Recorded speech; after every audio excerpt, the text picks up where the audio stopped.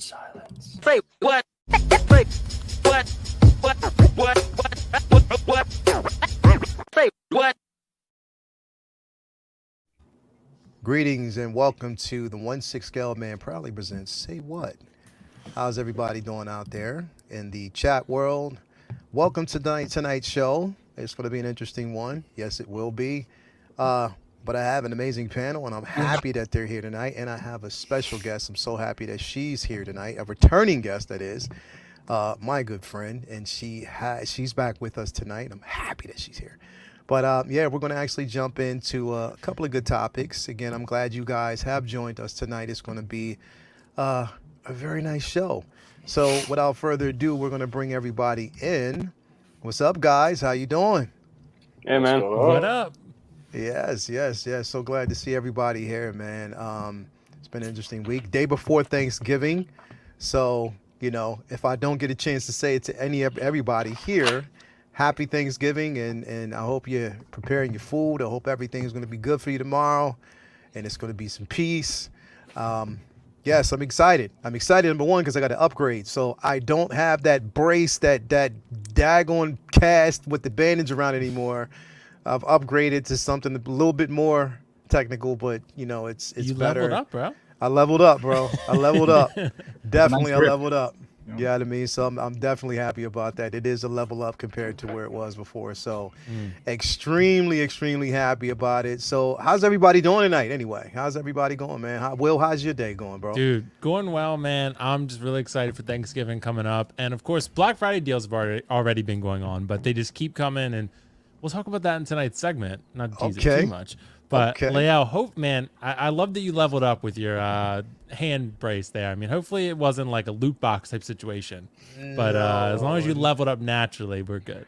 But you know what? It was crazy, Will, because we were sitting in the waiting room today, and they had us out there. We were waiting to get X-rayed after they took the cast off. Yeah. And I'm sitting out there, and I happen to look up at this box. I was like, wait a minute.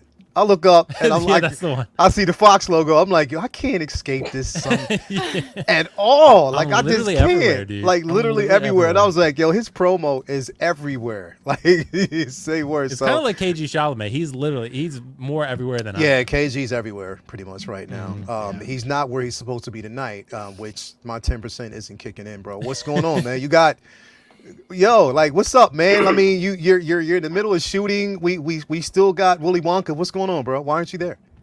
Listen, I'm in set right now, so I gotta stay quiet. So just like, yeah. Listen, so far, Dude, so you good got to get today. an upgrade on your trailer. What the hell, man? Yeah, I'm just looking forward for Will's presentation tonight. So for that. Yeah. Well, you fell asleep on the last one. So I don't blame What? I don't know what you're talking about. No falling asleep you tonight. do that, I'll give you an F, KG. No, Don't even test me. No falling asleep tonight. I We're don't not know gonna what do you're talking that. Optical 20, man. I'm so glad that you are here tonight, bro. Come on, man. It doesn't get any better than that. When you see Optical 20, you see that nice little, you know what I mean, setup behind him, and you know, you don't know what you're gonna get, but you know you're gonna get something tonight. What's up, bro? How you doing? Probably not, but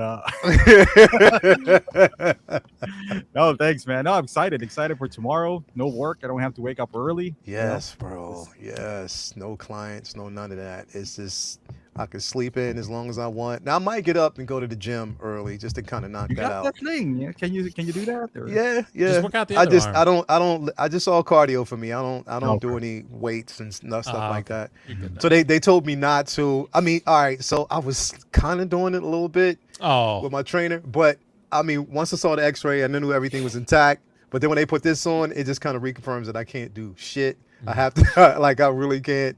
So tomorrow, I'll just like light little cardio before we eat. You know, get that in before it's time to eat. You know what I mean? Yeah, At least I there you can go. kind of help burn it off. You know what I mean? So, you know how it is. But yeah, Optical, I'm so glad you're here. Real Riley, you know, for the sake that we have the lady here, I'm not going to give your alias away tonight. We're going to keep it classy. We're going to keep it clean. So, how you doing, bro? You I'll silly give it son away. of a bitch. Good, man. Dude, I got up and like I said, my wife Ubered to work today, and I watched Hawkeye. So that was good. I did nothing other than I just watched Hawkeye and then just kind of cleaning up around the house and getting ready for Thanksgiving tomorrow. Yes. Getting ready for all the glorious food that I'm cooking. And that's pretty much it, man. Man, okay. Well, I mean, I already know what you're cooking, so I'm not even going to question that because you always put it up and post it up, and you'll probably be sending me some messages. So, I did wake up to a nice surprise today too. Now, it's just Hot Toys doing Hot Toys things, so I don't know why it came before Golden Armor Wonder Woman or why it came. We're going to talk about that. Well, I do think it's goddamn hilarious that it came before Pennywise. I will say that. I literally laughed out loud. We're definitely going to discuss that though. But and last but not least, you know what? Will, can you help me out with this, bro? I need the you need the applause? Wait. Once I introduce her, then I need the applause, okay? Okay, I got you, bro. So this is a good friend of mine, and she's making her return. I mean, if you haven't seen her, I don't know where you've been. I mean, she's the cosplay of them all, the cosplayer supreme, the actress. I mean, she's just doing it all. She's an amazing musician, and I'm so glad to have her here tonight. It is the one and the only Rei Kennex. Everybody, round of applause for this lady. I'm so glad you are actually here. You know, I had to put you up. Had to send you out. How are you doing today? This is a very, very hyped up introduction. Oh my gosh. I'm doing great. Actually, thank you so much for here. I'm glad to see everyone. Yes. And excited about today's conversation. I'm the newbie in the club. I'm still waiting for my first collectible to arrive. So, aren't we all? And we had a conversation about that this week because you were like, "Where's it at?" I'm like, you know what? You're with us. Like they said, it was supposed to come out like a couple months back. It's been like what, 2 months now? Will? Yeah, I thought like you guys are not gonna have me back until I have at least one, and I still don't have it. No credibility until then. I'm waiting. And it still hasn't arrived. I don't know what's going on here, man. It's gonna come. It's gonna come. Look at this. Look at that! I know what that is. That is the Ahsoka and Mari enamel pen, and that's basically that's yours. Yes, that's so the exciting. newest one. That is super exciting. Yes. Rei Kennex says you got to get that. If you haven't already gotten that pen, oh no, you're sleeping on the rock. You got to get it before it sells out. If it hasn't already sold, has it sell out already? It hasn't yet. I actually just put it on Etsy, and it's the Black Friday 20% off or something like that they're doing. Yeah. So I need to get it out so I can have more new ones made. So yeah, so I still have a few left. Okay, definitely. So yeah, I mean, if you haven't guys already gotten it, come on. You got to get it. As a matter of fact, I left my jacket upstairs. Thank you for showing it. I'm so bad at advertising. I never do it properly or enough. So. No problem. It's all right. We try to advertise over here, do what we can to kind of help you out. So, we're going to do that. But I'm so glad to have you here tonight. Do be warned, you're on with the Godfather Optical himself. We don't know what he's going to say tonight, but he'll say something, and I'm going to be laughing.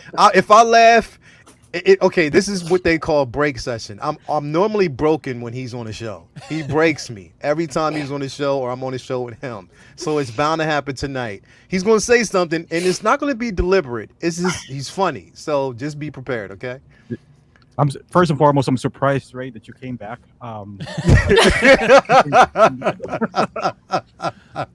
surprised. Normally they're one and done, but yeah, the guests they never come back. Oh man, come on! I like man. the danger and the risk. That's what it is. She appreciates the danger and the risk. That's what up. But hey, so glad to have you here. I don't think anybody's ever used those words to describe Will or Optical. Oh, I think like danger, opposite. Bad boy. I don't know about that. Wait a minute. The bad so boys we're going collecting. That's us. Exactly. We're going to they were tempting me to buy a bunch of collectibles. Yeah, so I'd say that's the dark side in there, and for me that's danger to my bank account specifically. Okay. So Will's a different danger. Fair enough. Bank account. Yeah, that's true. Man, Will had the freaking coolest presentation ever last time. Because this new one will be worth it. I know it. Yeah, it's gonna be even better. Damn, Rael, how much did you pay her? Hey, I didn't pay her nothing. I sent her a Venmo before the show. Yeah, that's what I thought. Just a small amount. Hey, I didn't. For the new undisclosed collectible. Exactly. I didn't Put it give her towards a anything, collectible. man. I didn't give her anything. You got to she's forgive speaking us, from the Ray, heart. but we can't really trust any compliment paid to Will because he comes on a live stream with his own laugh track and applause track. Yeah, I do. Like, you can't trust a man who does I mean, hey, It actually works in my favor though. hey. Because once you get the first laugh, people start laughing. So you got to help them. You just kind of aid them with the first one, and then you get them going. that. Really? Can you hear the people laughing through the live stream, Will? Yeah, I can. It's kind of a gift. It's there. It's there. Let me address the chat real quick, and then we're going to jump in. We have Tobar here. He said, what did he say here? I don't know what's going on. He said, Kinky said, bags of geekdom, thank you. What did he say? I appreciate Kinky Sphincter said you broke his heart laughing at because other you were names. laughing at other names saying they're better than his. Did I? Or her. Kinky No, I Sphincter didn't might say be a that. woman, I don't know. didn't say that. I didn't. They were just funny. Like the names come, Kinky. You're gonna have to. You know what? You're gonna have to add some spice to your name, man, because there's some names out there right now, and to hear them I'm come out sorry. of Justin's Are you saying mouth. Kinky Sphincter is not spicy enough? It's not. Like, what is Not he at, now. like, Not. I Journey mean, to well, the center of my balls. yeah, That's bro. top Like tier. that's top tier. Like that's come on, man. Like you Wank got to come up stain. with some wank stain I and mean, stuff. come on. That's You can't- crazy. Like these names, like they're coming up with, is just. see. It's, Wow. yeah, so I mean, Kinky, your name is still there, bro. I love it. I but think when Kinky it, Sphincter you know what it is is? classier than both of those. I'm Listen, just listen, saying. Kinky. When it comes out of it, I think what makes it funny is when Justin says it. That's what makes it funny, and he does it.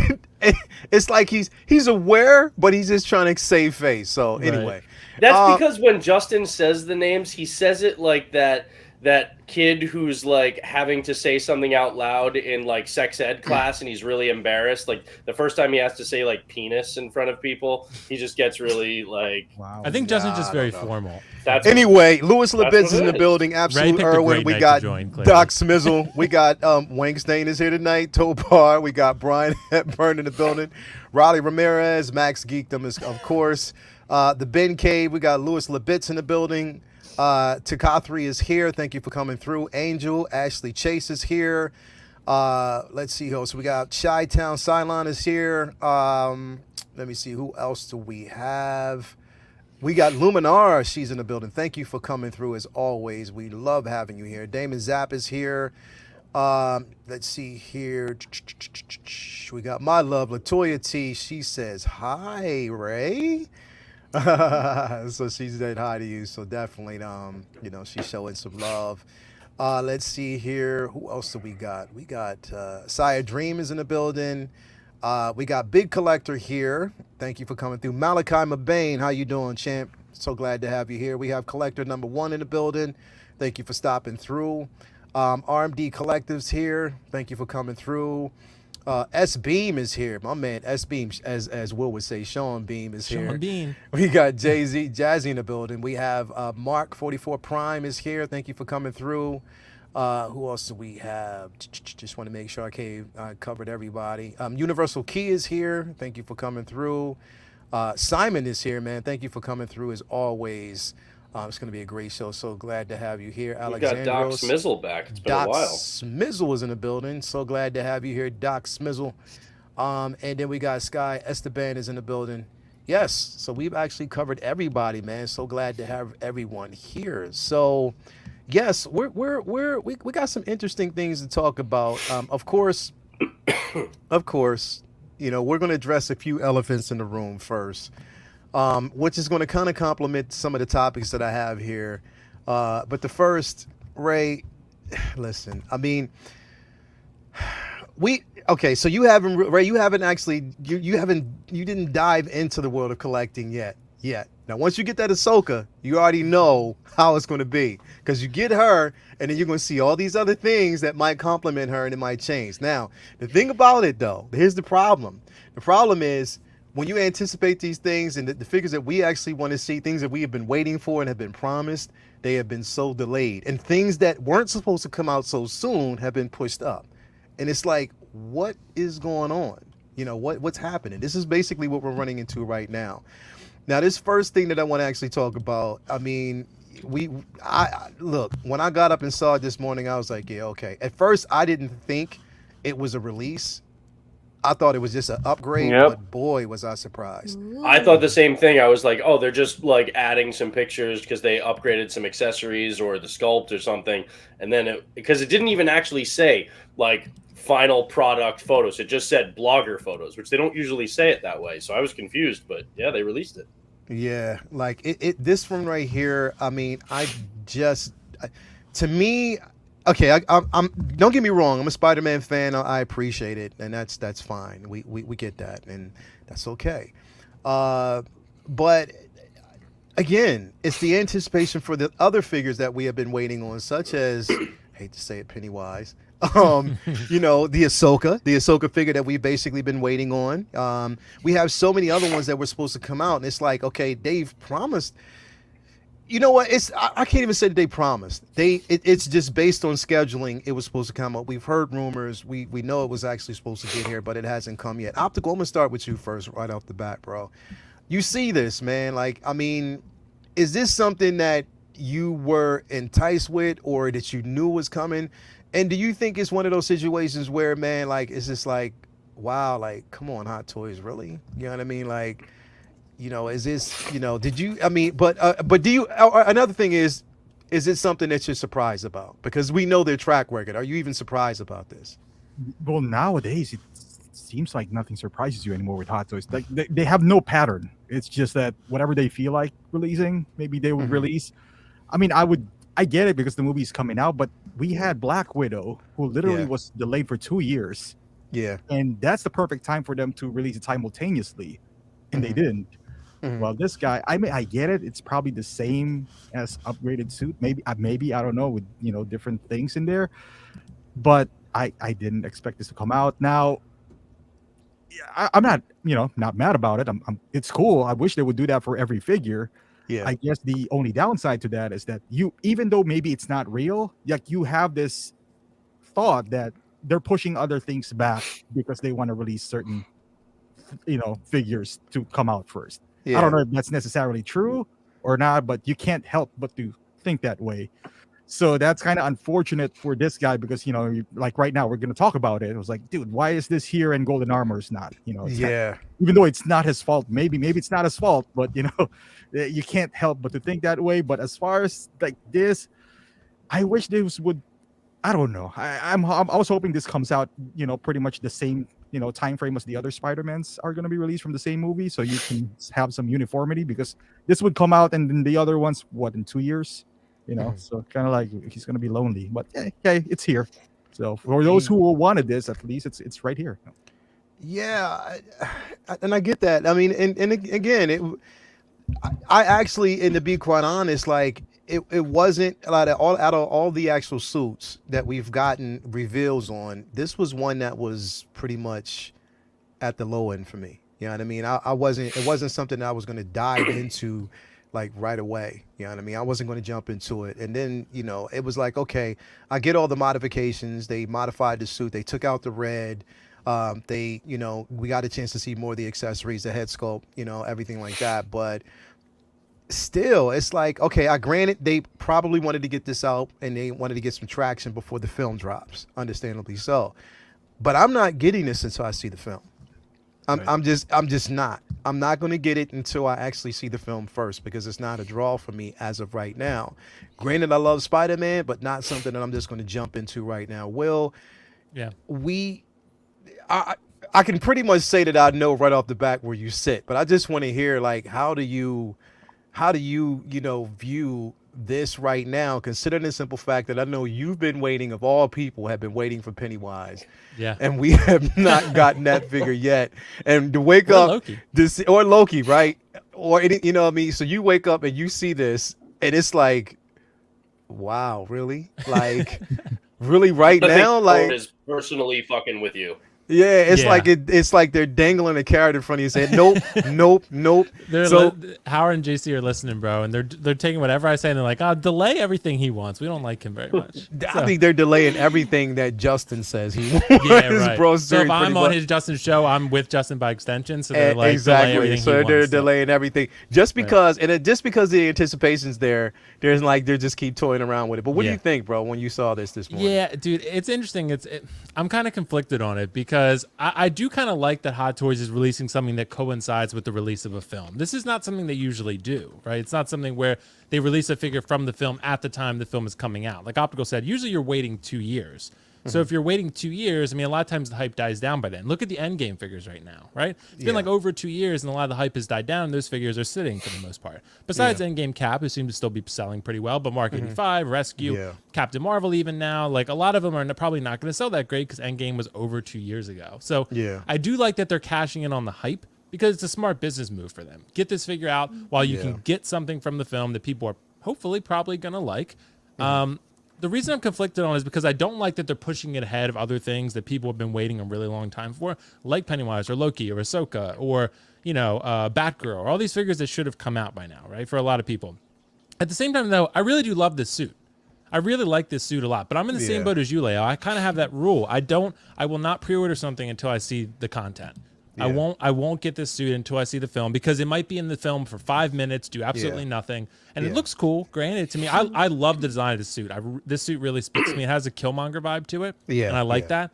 So I like the black and gold to it, but I just don't know what it's going to do in the film yet or what its purpose is. Clearly, it has something to do with Strange and has some sort of time, manipulation stuff going on or something, magic arts, right? But that shot right there, even with the museum pose, this suit really pops to me. I think the gold and black really is very appealing to me. But at the same time, I don't like that they're pushing in front of other things. But at the same time, I also do like that they're getting it out to coincide with the film because it's something people can get that will get them excited and have an attachment that's immediate to the content you're getting. So I do like the suit. So to me, double-edged sword a little bit. I'm a little upset that it's not Pennywise or Loki, obviously, because Pennywise is supposed to come out in January of this year, and he's going to be out probably next year sometime. So, and Loki too. Captain Marvel came out before Loki. I mean, like all these, Loki and Battle Damage 85 are the last two of the Endgame line. So I mean, those are the two I wanted. So I mean, Howard is clearly fucking with me at this point. So I mean, it's thanks Howard, appreciate it. Bro, I think once when they finally release Pennywise, we won't probably see you in the chat for at least 2 I'm gonna weeks, get tagged like a gazillion times in that post. You are. You will. As a matter of fact, when it drops, people are going to say like, Will, did you see Will? It's just like, seriously, like it's going to be multiple tags because I know. of it. Yeah, but good suit. I really like the suit. I like this pose too. But I don't know, Leo. I'm mostly with you, but I think I like the suit a little more than you do. But I want to see what it does in the film. Yeah, definitely. KG Hollins. How do you think about? What do you think about? This. When you woke up and actually saw this release this morning, man. Like, what were the thoughts? What were your thoughts on this, man?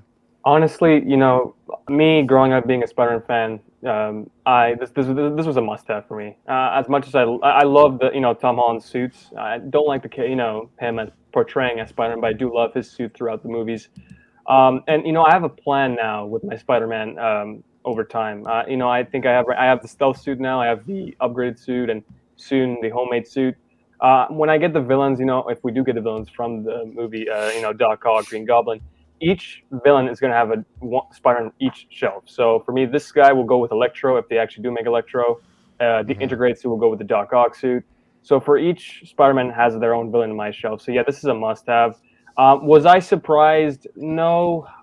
Honestly, with Spider-Man figures, they do come much early than other figures. To them, they're much more easier to make and faster for them. So no, I'm not that surprised. And to me, I don't really care what happens in the film. I love the suit, so it was a must-have for me. I just hope that it doesn't come out, that doesn't come to Sideshow pretty soon because I already paid a lot this month. But I'm excited for the suit and I can't wait to have it in the collection. Like Will said, it reminds me of the Killmonger outfit, which I do love. And I love the black and gold. It just pops on the shelf. And I can't wait. I can't wait to have it on the shelf. It's gonna be a good one. Yes. So Ray, let me ask you a question. First, let me ask you first off, are you going to go see Spider-Man No Way Home next month? Yes, I am. I love Spider-Man. You love Spider-Man? Okay, I cool, love cool. it. Yes. Good, So I'm good. going to watch it for sure. Okay, cool. So this figure, again, it dropped today. Now, of course, it's not Ahsoka. We know that it's just Clearly. clearly it's not Ahsoka. So I think like you and I are pretty much in the same boat as Will is when it comes to Pennywise. Like that is a figure that we've been waiting on, that we've been, wanting for the longest time, and we haven't received yet. This now, mind you, I know this isn't probably something that's on your radar, but just looking at it, what do you think about this figure? What do you think about what you see so far from it? One thing for sure, it makes you very curious about this suit since they released this figure and they timed it to the film as well. It instantly wants you to find out why this one and why they timed it like that. So Good point. I have a feeling it might be important in the film, but regardless, now everyone's going to be paying attention to that.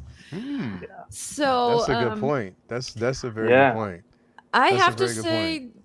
I love it. I think the design is so different for Spider-Man, and it's a more mature version, so to say. I don't know. It feels more sleek, more sophisticated. And if I were collecting those, I'd probably get it, like you guys said, if in the movie it's more than 5 minutes and it has some significance in the film. And I definitely get it. Because especially if you love Spider-Man, you want to have all Spider-Mans. It's like with my Joy cosplays from Blade Runner 2049. I don't care if she was there in the background for 2 seconds. I still made the costume because I love the character so much. So it doesn't matter. No one knows who that is, but I'm like saying, this was Joy. She was there for half a second. So it's the same thing. If I'm a fan of the character, I don't care. I'll get it, even if it was there for a second. Yeah. There's usually like a reason behind it. We'll know once we see the film. I'm like you. I'm hoping that it gets more than 5 minutes. If it gets more than 5 minutes, if it has like a level of significance, then yes. I mean, I'll probably get it, but I want to see first what I'm getting myself into before I drop those coins on this figure. But I already know, and plus, considering the simple fact. That the integrated suit is pretty much higher. It's really from the film itself anyway. It's high up on my list. Once I saw that suit, I was just like, I need that. Whatever. It was incredible. But and Leo, I just want to mention that I don't think this is going to be the only black and gold suit, because there are rumors going on that there might be a battle damage version with the suit, because the symbol in here, it's all black and gold, but in the trailer it's gold. All the way gold. So what I'm thinking is that, and plus, where's the duct tape phone? Chest stuff. Where's the Doctor Strange and Cheddar wrist? We're missing those stuff. So they might be maybe Torfa exclusive, or they might do like another Beskar Mando situation where like you get this, it's better than the second one. So I don't know. Maybe that's why they released this early. Look at Luminar. He's like another Spider-Man. Yay, I get you, because I know we're both waiting on that golden armor Wonder Woman. Real Raleigh. My man, we already know, we're Spider-Man fans here, like, resident. What when you saw it this morning, like, I mean, I'm interested in thinking, because here's the thing. Normally when which is I guess it's I don't know, because normally if they release it, I'm bound to get a message from you either by text or in the inbox, and I didn't get shit from you. You were talking. I guess it was because you were already in the Hawkeye mode, which that was the first thing that we talked about this morning. Focal point this morning. Yeah, that was like the focal point. Well, I hesitated because I was trying to figure out. I was like, is it actually released? Yeah, that's the way I was. Yeah, I was like, this, like, they didn't actually say that we're proud to release the final product photos like they always do. It just said the more blogger photos, and I've never actually seen them use the term blogger photos in the post. Yeah, we've always called them that. So that's why I was hesitant. I was like, wait, is it? is it Yeah. actually released? I'm Yeah. like looking on, Hong Kong sellers like Toys Wonderland and Pop Collectibles just to see if they have it as like, add to cart, like shipping now and not just like pre-order. And they did. And so I was like, all right. It was definitely confusing. Hilarious that it came out before Pennywise. Yeah. Hilarious. Not that hilarious. But also, look, here's the thing. I'm getting this. All right. Absolutely. I should have it next week. I really like the design. I think it's really, really cool. Here's the thing. I don't give a shit how much screen time this thing has in the movie. Yeah. And I don't understand why anybody does. And like, do whatever you want with your own collection. Me personally, how much screen time something has in a film does not have any bearing whatsoever on whether or not I buy the collectible. It's if I like how it looks. Okay. Boba Fett had a total of 6 minutes in Empire. I think like Empire and Jedi combined. Like he became like an iconic character. If you look at Heavy Mando, great figure. All right. But if you look at how much screen time Heavy Mando actually had in that first season, which it was the only season he's in, it's really not that much. Look at different trooper designs. Look at the Remnant Trooper from Mando. Okay, look at the Mud Trooper design from Solo, or the Patrol Trooper. 2 of my favorite trooper designs. If you count up their screen time, how much they're actually in those films, it's very little. So to me, even if they don't do anything major with this suit in the film, it still looks the way it looks. And if you like the way it looks and you want it in your collection, then I don't see what the screen time has to do with it personally. So I'm super psyched about it. I really like the design. It's cool. And yeah, I think it would look, especially given the kind of redesign color wise of Jamie Foxx's Electro in this new movie. I think, like KG said, I think he would pair up really well with an Electro figure in the display should we get him.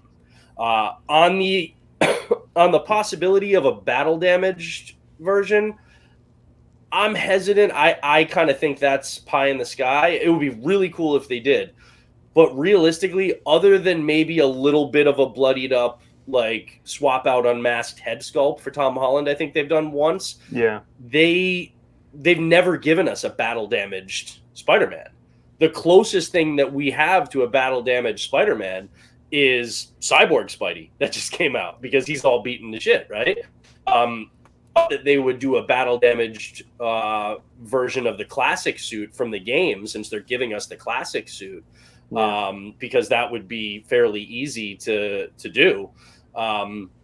But it's not like Iron Man. They've never given us a battle damaged Spider-Man. And if they were to, I don't think it would be this suit. I think it would be a more like main focused kind of suit. But we'll see. I hope they do. It would be really cool if they did.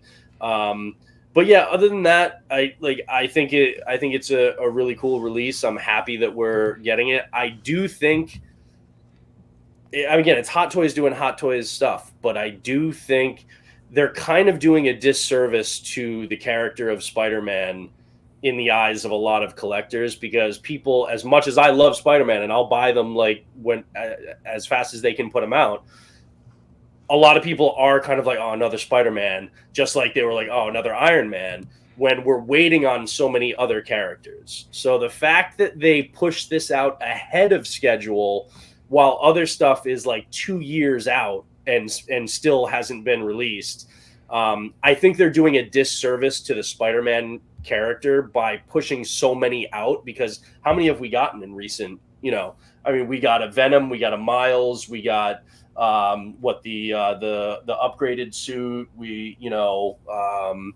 got Spider-Gwen, we've got Cyborg Spidey. So it's like, give some other characters a little bit of that spotlight before people get really burnt out on Spider-Man. I won't be one of them. I'll buy all the Spider-Man. But a lot of people are getting kind of annoyed, and then they're like just not buying it just because they're burnt out on them. You know what? I think it would be okay. It would have been okay if, in fact, they decided to at least give us the figures that they promised, and we wouldn't, there wouldn't be much of a conversation about it. You know what I mean? You wouldn't have much pushback, and I don't really think it's a lot of pushback on this figure, but it's just surprising. Now, especially since they put out that statement, right?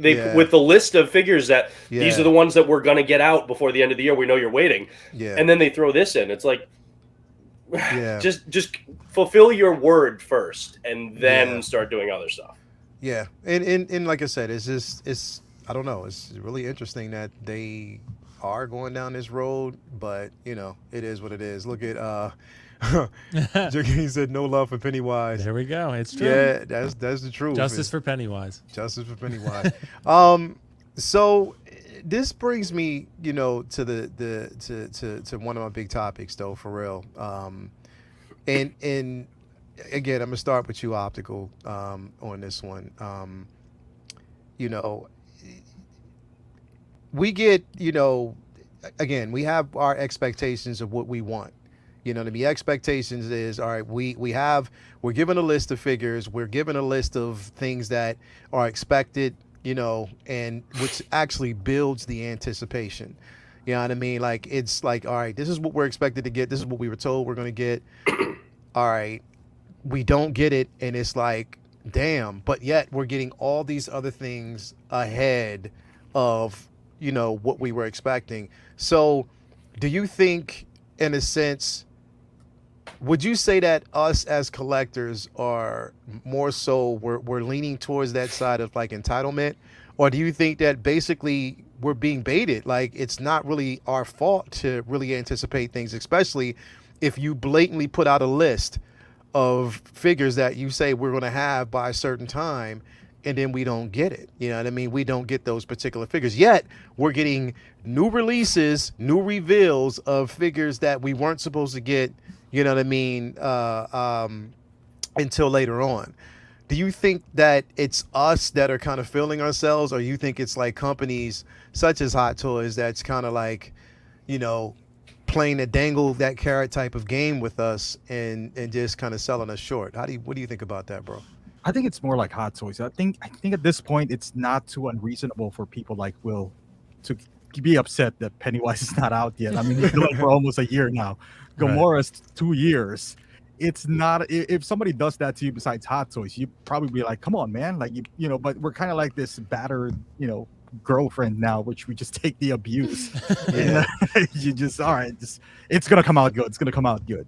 And, sometimes it doesn't. Look at that Flash. That's been delayed so many times as well. So, we always have this impression. It was like, oh, we'll wait. And it's as long as it looks good. And then you see things like these, like the Mando, the Beskar Mando back then. It was pushed like, 8 months ahead of schedule or so.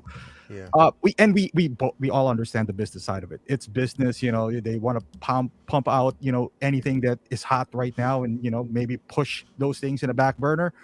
And we get that, for the most part, because we love the character, so we have no choice but to wait. But at the same time, I don't think it's unreasonable to be mad at as well, because like, dude, you said it's January, it's already December. It's like that Wonder Woman. You would think she would sell. I mean, she's golden armor. Albeit the movies, maybe they didn't like the movie, but since when did movie matter to them? Like Brendan said, like if it appeared in 2 minutes, then it's 2 minutes. That Wonder Woman, it's a beautiful looking figure. Why not let it out now? But I don't know, man. It's we do it to ourselves, because we sometimes we would be like, oh no, it's gonna come out great. It's gonna come out. And for the most part, they do.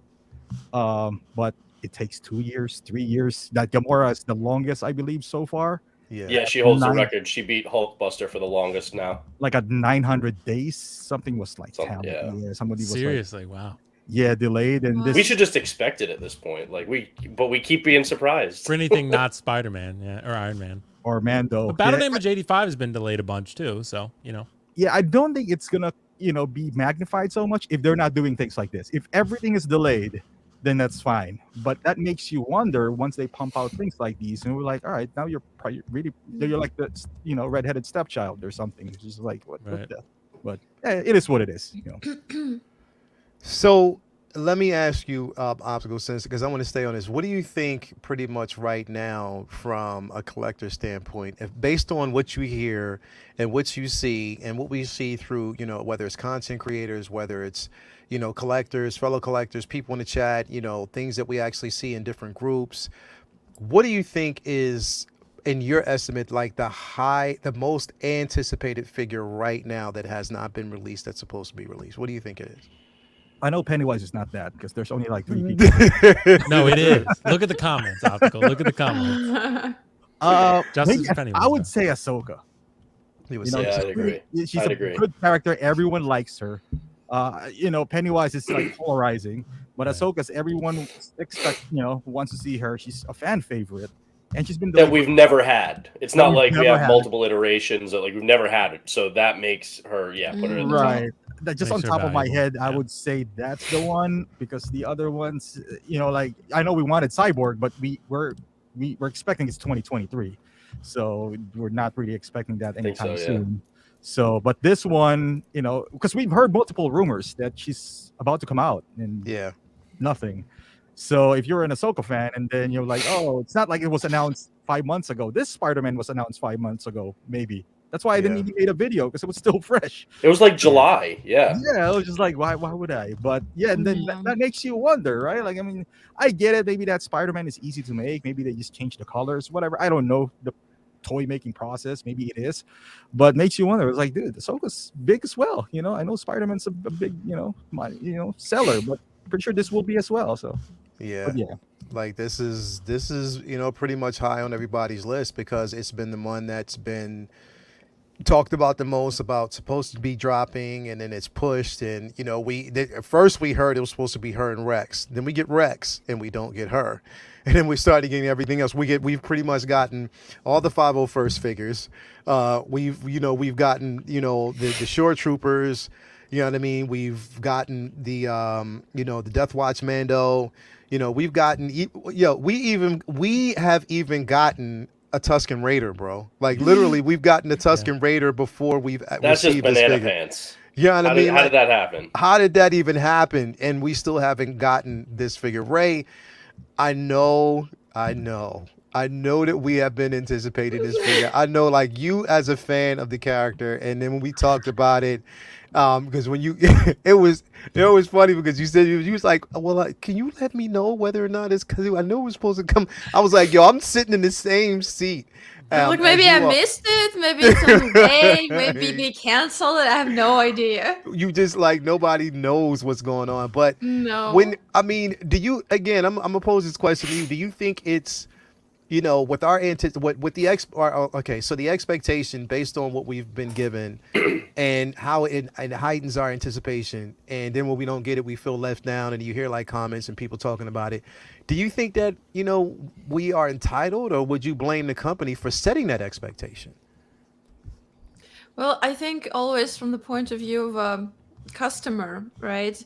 So if you are making a great product, then you of course will have fans of the product that will be willing to forgive you your mistakes, because the product is so good. But at the same time, from the point of view of the company, if you are experiencing delays or anything, like I think it was Max in the chat that said that Max's Geekdom, that you have to be transparent about it. And since you have fans who love what you make, they will be willing to wait to forgive you, to understand.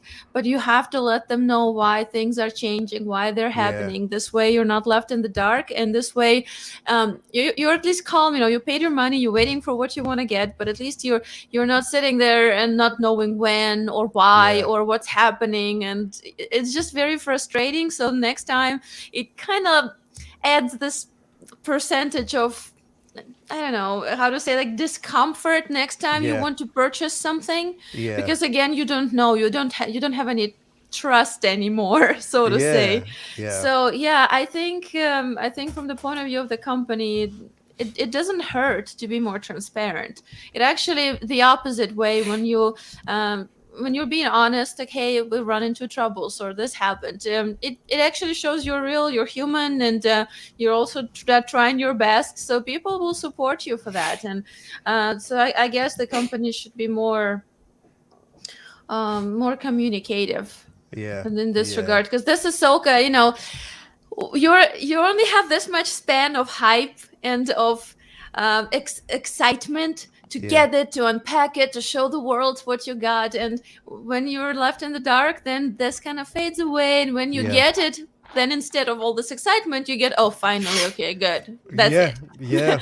It kind of fades away, and then in the end, the company gets hurt from that. Not even us as fans. Yeah, that's and there's been a few figures that I've been that way with, where the hype was there, I was excited about it, but once it died down because of all the delays, you get it in hand, it's like, okay, it's here. I mean, I've been waiting for it, but you're just happy it came. Exactly, because I used to find it like the anticipation, once I get the figure in, I'm like, I cannot wait, and you just rip it open, you just ready to act. But now sometimes I get it in and I can see the box and I'll just put it aside to the next day because I'm already exhausted because of everything that actually happens.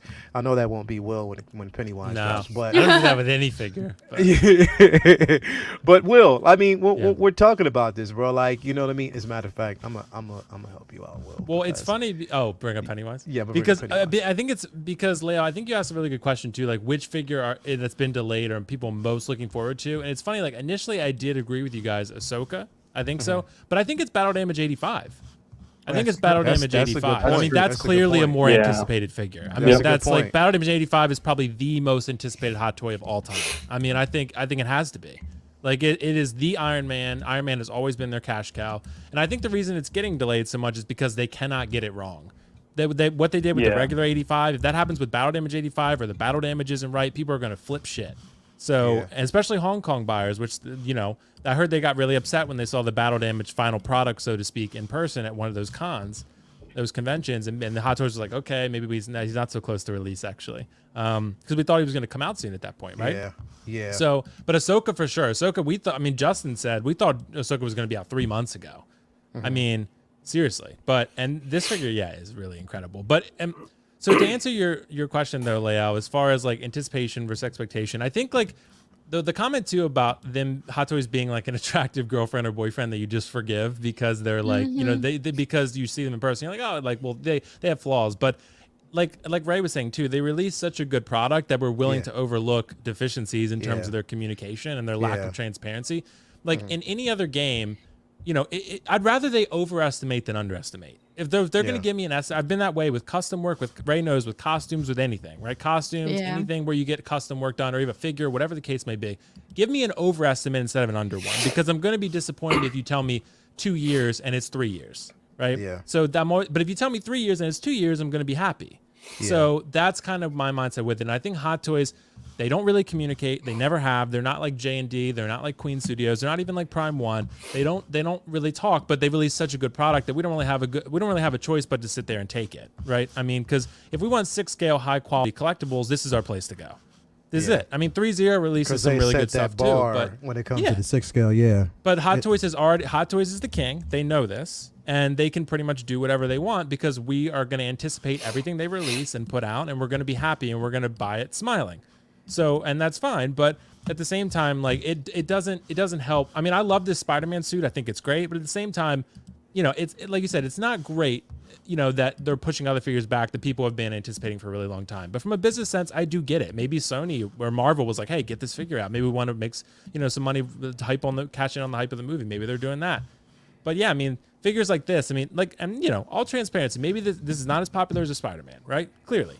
But this is a figure that was supposed to come out January to March of this year. It's already like December almost. And we have no end in sight of this. Right? And the movie was like, what, 2 years ago now? Yeah, the movie. Well, the original was 2017. This is it too. So it was like 2019, I think. Yeah, it's been 2 years. 2019. 2019. So 2 years. It's kind of like Endgame. And even Loki, dude. Endgame Loki, I mean, like, Endgame came out over 2.5 years ago. Yeah. I mean, it's I don't know. It's starting to get a little crazy, but I think the problem is we overlook things with Hot Toys because they release such a good product. If the product ever suffers, then it's going to be a major. Remember the saying, "Winning cures everything," like in sports, right? Yeah. So if you have like deficiencies in the locker room, like you have like fights going on, but if you're winning, it goes away. It goes away because you're winning. You're succeeding in your goal. And Hot Toys is doing that because they're releasing good products. Well, but the second they start releasing things that aren't, it's going to be a problem. Well, I think also even if they miss on the product because they're winning because there's no competition. Imagine if 3-0 has the rights for Pennywise. You see what happened to JND. We all know JND is the king. Yeah. But they price twice as much as Queen. So even though they're better, technically better than Queen, right? People are gonna be like, I ain't gonna pay $2,400 for that if it's just slightly better than Queen. So imagine if 3-0 did Pennywise and they released it now or maybe a year ago. You probably would have picked that up. Yeah, I would have. Yeah, because I wouldn't have been as pissed about this. That's the problem. Even if they're like slightly worse, I think they would pick it up. Even if they're slightly worse and they're like a little bit cheaper, you probably would pick it up. And that's the problem when they monopolize something. It's like I said, winning cures everything. So they always talk about the issues in the Patriots locker room that didn't come to light until after they stopped winning, right? So it's the same deal with this. Like Hot Toys is winning constantly, so we just overlook these things. So and it's fine because we get good products. Because eventually this will be released, and I think I'll be happy, and everyone who gets it will be happy. But at the same time, like we're gonna basically, and Hot Toys knows we're gonna forget about this. We're gonna forget, like when we got Beskar Mando'd, remember that? Everyone was pissed. We still remember it, but we've pretty much forgotten about it. All right, so that's what happens. So anyway, which is exactly what Hot Toys knew would happen. Exactly, which is why they did it. They knew people would get mad about it, but they knew people would forget about it. So it's like and people will still buy Beskar Mando because they want the Pedro sculpt and the chrome paint. So yeah. Anyway, I mean, that KG Chalamet. See, KG, like, how did you feel when you found out that like for instance, they teased your movie. They teased us and told us it was going to come out at a certain time, and then your movie was pushed. They teased us again, and it was pushed another. So. Lel, can you put Spider-Man back on the screen? Pennywise is freaking me the fuck out. He's staring right at me, and it's just unsettling. This is really good. This is a character pose, Brendan. Thank you. All right, thank you. So KG, do you again? I'm gonna pose this question to you. Okay, so, do you again like what we've been talking about? Hot Toys sets the expectation. You know what I mean? They set that based off of the information that we get, even the dates that they even set. It's like to the point, well, now when we get a release or a reveal and they say it's going to be out here, we can almost anticipate it to be another year. I mean, because, and then when we do that, they move something up. And it's like, they're always keeping us guessing, but it's just like, and again, it's like kind of effed up that they do things like that. You know what I mean? For sure. Especially like Ray said, with zero explanation. You know what I mean? With no transparency, especially letting us know. Like, again, do you think it's us or do you think it's them? I think it's them. I mean, if you look at J&D Studios, they, we're bringing J&D Studios, but they always give us updates with their videos and the Q&A and things like that. I think Hot Toys should learn something like that. I think, they should give us updates, like, oh, this figure's delayed, but we're almost on it. It's imminent. For instance, Ahsoka. They could have given us some updates, whether or not if we're going to get it this year or next year. But they're so quiet and so secure about their things. And yeah, I think it's the company. I mean, honestly, they expect us to wait for a figure for a year, and then we wait a year, and then it's delayed for another 6 months. I mean, sure, it will piss a lot of people off, including me. But I've always learned that if I had placed an order, like for instance, if I pre-ordered that Ahsoka, I just know that one day I'm going to get it. I don't care how long it takes, as long as it's perfect. If there's no, problems with it, I'm okay with that. I'm okay with waiting the long wait. But at the same time, it's like if you keep delaying it, it will just piss a lot of people off, and then you will lose a lot of customers because you lose that trust, right? Yeah. So it just doesn't make sense for a company to set a date like, oh yeah, soon. Let's for instance, the Battle Damage Mark 85. It was slated for, I believe, July of this year. And now it's delayed till November to December. I mean, most likely we're going to get it next year, 2022. So, I mean, I'm sure that's a 2-year wait, by the way, from its original date. So, I don't know. I think Hot Toys should learn from J&D and these other companies that, that are doing Q&A and just, doing these stuff and just say, hey, we're delaying the figure just to fix some improvements, or, we're backing up. We have other things to do. Simple as that, because then a lot of people can trust that, and they will see Hot Toys being a reliable company and feeling like, oh, we can trust this company, and doing these YouTube, these Q&A videos, or just going out, Facebook, just saying, you know what, put some updates on these figures, and then people won't get pissed that much. So that's overall my thoughts about it. Yeah. Yeah, Brendan, like man, like we know we've been pre-ordering figures, figures that we actually have that we've paid off now for like 3 years, almost 2 years ago, that we still haven't gotten. You know what I mean? And it's always that conversation, like, okay, we don't want to seem like we're entitled, individuals that this is who we are, but when we get the fuckery that we've actually been seeing lately, to be quite honest, like. Fuckery is a perfect word. Like, what do we do? Like, what's going on? Here's the thing. On the question that you posed of entitlement, okay? 100% there is some very irritating entitlement in this hobby on the part of not all collectors, but a lot of collectors. But it's not on releases. It's on announcements, okay? Because Hot Toys will put up so many announcements and people, Cyborg Spidey was a perfect example. There was so much hate toward that figure and people like, why the hell are they making this? Oh, screw this. I don't want this one. I want that, And it was a matter of like, they were pissed because they were making something that those individuals didn't want. And they took it as like, oh, well, they're not making this thing that I want because they're making this other thing that I don't want. It's like, well, first, there are other people who want that figure. It's not all about what you as an individual collector want.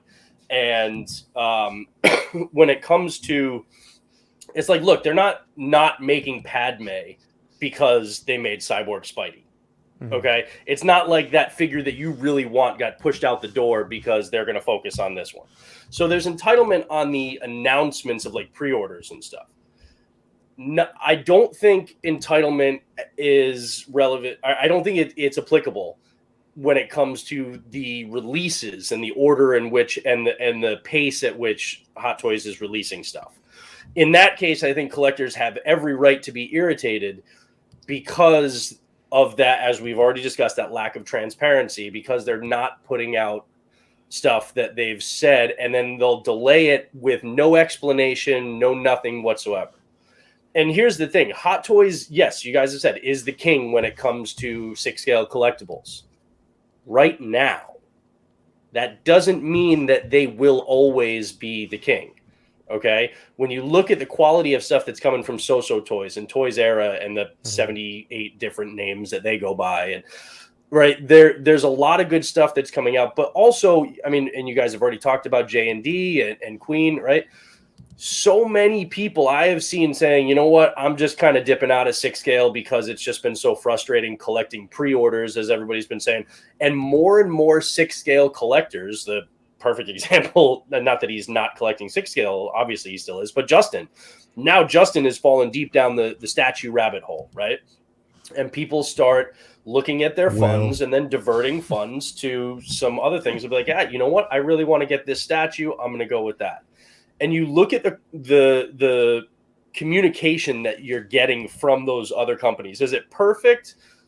No, but you look at, like you said, like J&D, like I've seen live streams like these right now with reps from Queen Studios on there talking about what their plans are, talking about why something took a little bit longer, talking about why they ended up going, like they actually did a stream. I can't remember the channel that they were on, but they did a stream where they were like, look, we were planning to do an unmasked head sculpt with this half-scale cap, but then we ran into XYZ issue, and so we didn't, but we're hoping that maybe we can use that in a future kind of release or something, right?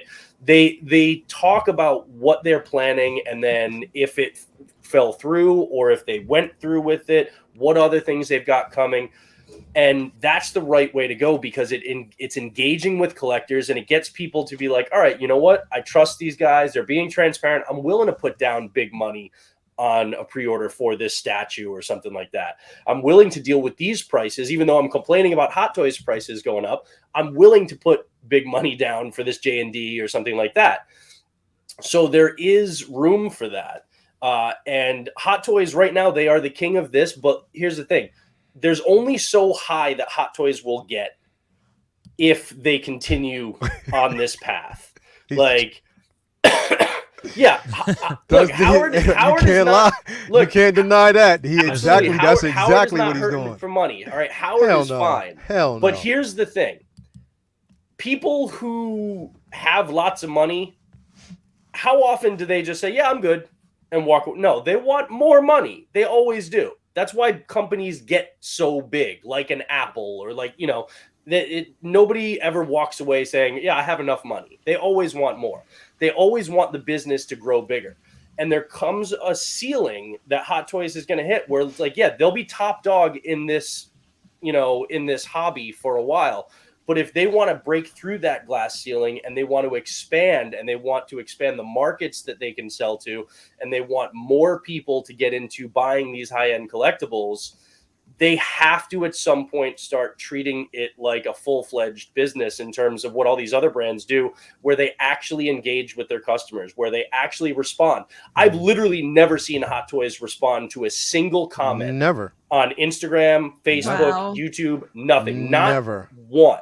Never. Not even when there was an issue with the Tony Stank head sculpt. Yep. Okay, they put out a statement later saying, okay, we're going to give you a new head sculpt and stuff. But they literally never once respond to a comment made by. And I was the only figure that they've ever done it to because they know that's their cash cow. Right. And if they miss out, if they fuck that up, they know. Oh, whoa. But you go comment on Iron Studios social media post, on Queen Studios, on J&D, they will respond to you. Maybe not every comment, all right? But they do make an effort to respond, to have that communication with the customer, with the collector. Hot Toys is basically like, we don't give a fuck. Yeah. And you can only do that to a certain extent. And maybe you stay top dog in this industry, but you're not going to be that company that revolutionizes something and makes something ubiquitous and makes it mainstream in the same way that a lot of other brands who take that marketing side seriously, because Hot Toys marketing is shit. They've got a great product and they lean on that, but eventually that topples. Yeah. I'm not being a doomsday sayer and saying that like Hot Toys is going to implode and go down the shitter. I'm not saying that. But if they want to get to that next level and grow this whole thing even more, there comes a point where they have to start taking the marketing side seriously, because right now they absolutely suck at it. Yeah. So, okay, and that's the thing is like, Will, like when we talk about it, like J&D, here's my thing.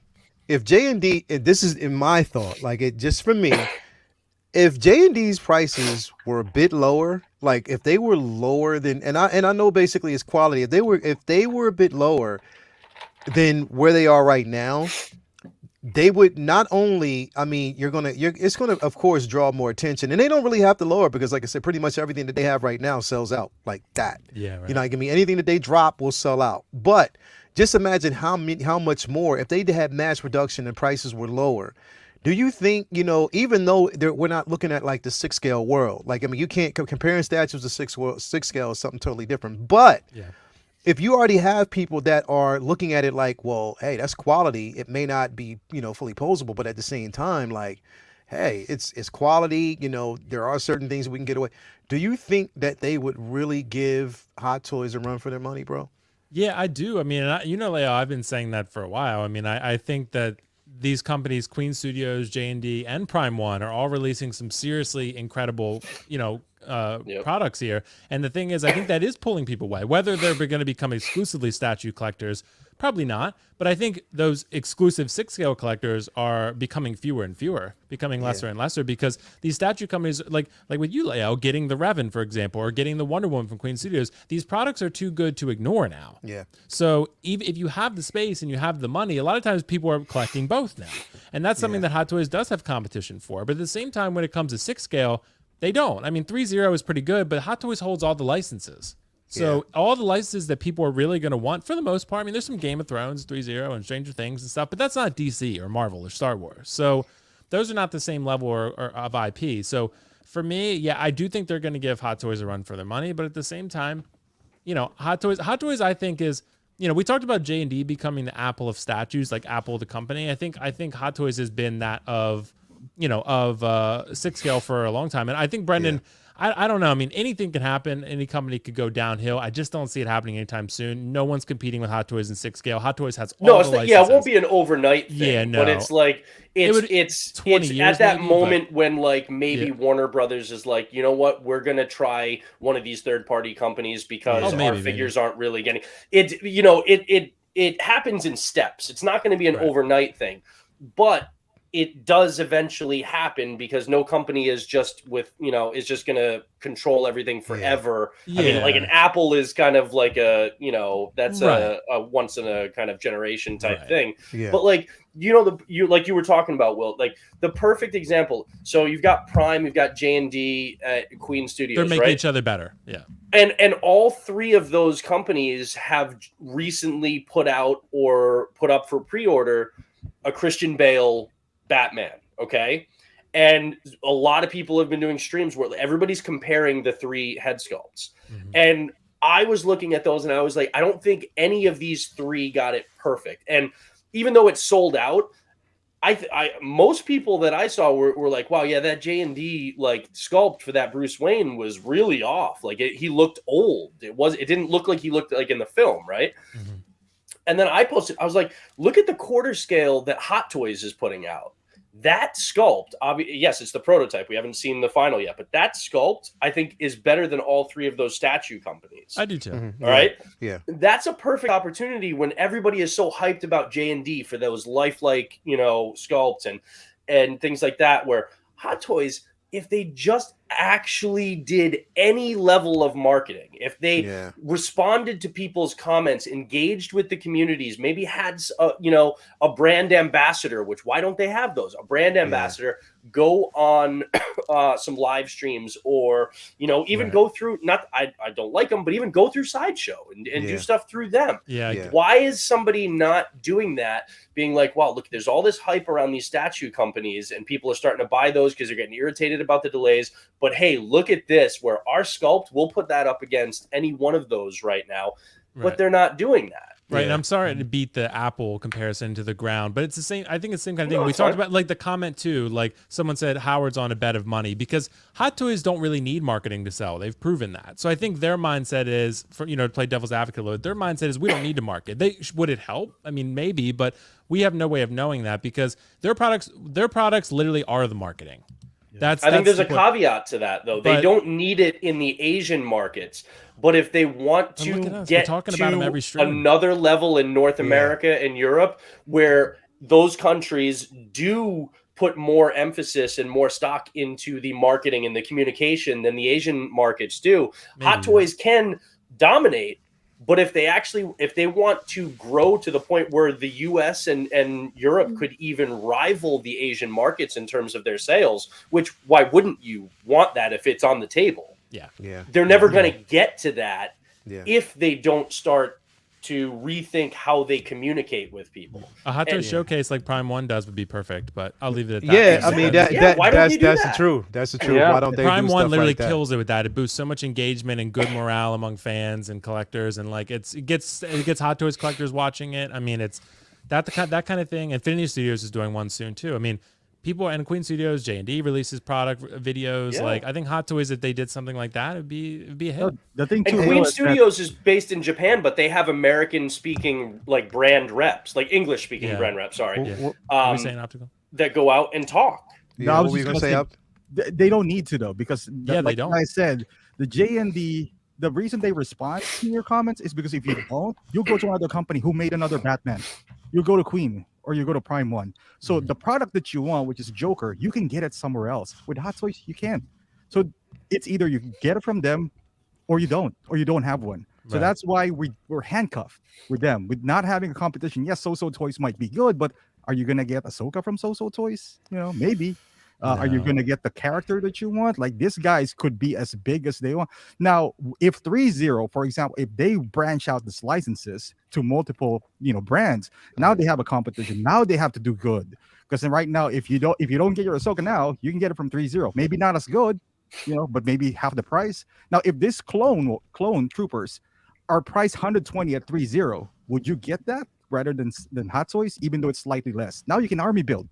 Now you can army build. Now you have an option. That's why they don't put their best effort, because they're sitting on top. There's like, why would I even comment to you? It's like, I don't need to. You don't want my product? Don't buy it. Yeah, they don't need to. They don't need to. As much as we want them to market, they don't need to right now. They don't need to. But you said they don't market for right now, but nobody just stays on top of the mountain if they get complacent once they're there, because somebody will come up and will knock them off. I'm not saying it's going to happen today. I'm not saying it's going to happen tomorrow, but eventually, if they don't put the effort in, somebody else will.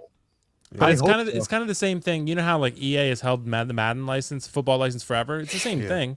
I mean, Hot Toys is way better, obviously, but like no one's knocking them off. I mean, like it's because they have the license, right? And the Hot Toys has all the cards. They're sitting on the license of these different IPs, but again, they're not using it to their advantage. Yeah, DC. You know what I mean? They're DC, you know what I mean? Marvel, they're not. I mean, they're milking Star Wars. They're milking, certain Marvel, products and stuff like that. But when it comes to DC, they're missing the point. They're literally missing the point. That's the threat vector One right there. Suicide Squad member, yeah, they could. Because if So Toys really nails it, man, that's the threat vector, and they're not paying attention to it. I just don't think they're going to be good enough to compete with Hot Toys long term. So Toys, I've heard really good things, but like, if you had a So Toys or a Hot Toys, which one are you taking? You're always taking Hot Toys most often, right? I mean, like, Put it this way. When it comes to sculpting, when it comes to tailoring, of course, Hot Toys. But when it comes to articulation, So hands down, and the ingenuity, how they basically do these figures is incredible, bro. Like literally. And the thing is, they're starting to look right now. We know Hot Toys is at the top when it comes to their sculpting. But I'm telling you, So is getting there, bro. They are. Tell me that Loki doesn't look Hot Toys level. Tell me that Loki does not look Hot Toys level. It does. It looks incredible. It looks incredible. Ray, let me ask you a question. Are you okay? So could you see yourself? I want to ask you this question. Could you see yourself cosplaying this golden armor? Would you? It looks incredible, of course, but no, I don't see myself doing that costume. Really? No. I mean, that'd be a lot of work. I'm usually already subjecting myself to all kinds of pain doing costumes and wearing the armor. So I see that as another level of pain, and I'm not mentally ready yet, even though I love it, but I still prefer the original armor, which I have. So that one's also painful, by the way. But yeah, I don't know. I think as a collector, that would be a great one to have with the wings and everything, just to look at, but not wear it. And actually, I wanted to add to what you guys were talking about, the marketing and ambassadors. Another reason why they do not have ambassadors is because whenever the brand starts to directly talk to people who represent the brand, like ambassadors, or, it's called friends of the brand, whoever they are, whatever capacity they are, now you have a personal responsibility for the direct clients, customers, ambassadors, and blah, blah, blah. So if you send them the materials to promote your next figure and say, okay, and announce that this is coming in 3 months, and they all do it, and then you're like, whoopsie, it's not ready yet. It's going to be another year. So now all these people are going to be mad at you. And all these people are going to talk to the audience and say, I'm sorry, guys, I lied to you because this company lied to me. And so it's going to be shooting themselves in the foot. And they're not doing that maybe because their strategy is so flexible that they're almost like distancing themselves from saying too much or promising too much. Because if they do that, then it's harder for them to back off. There's one more.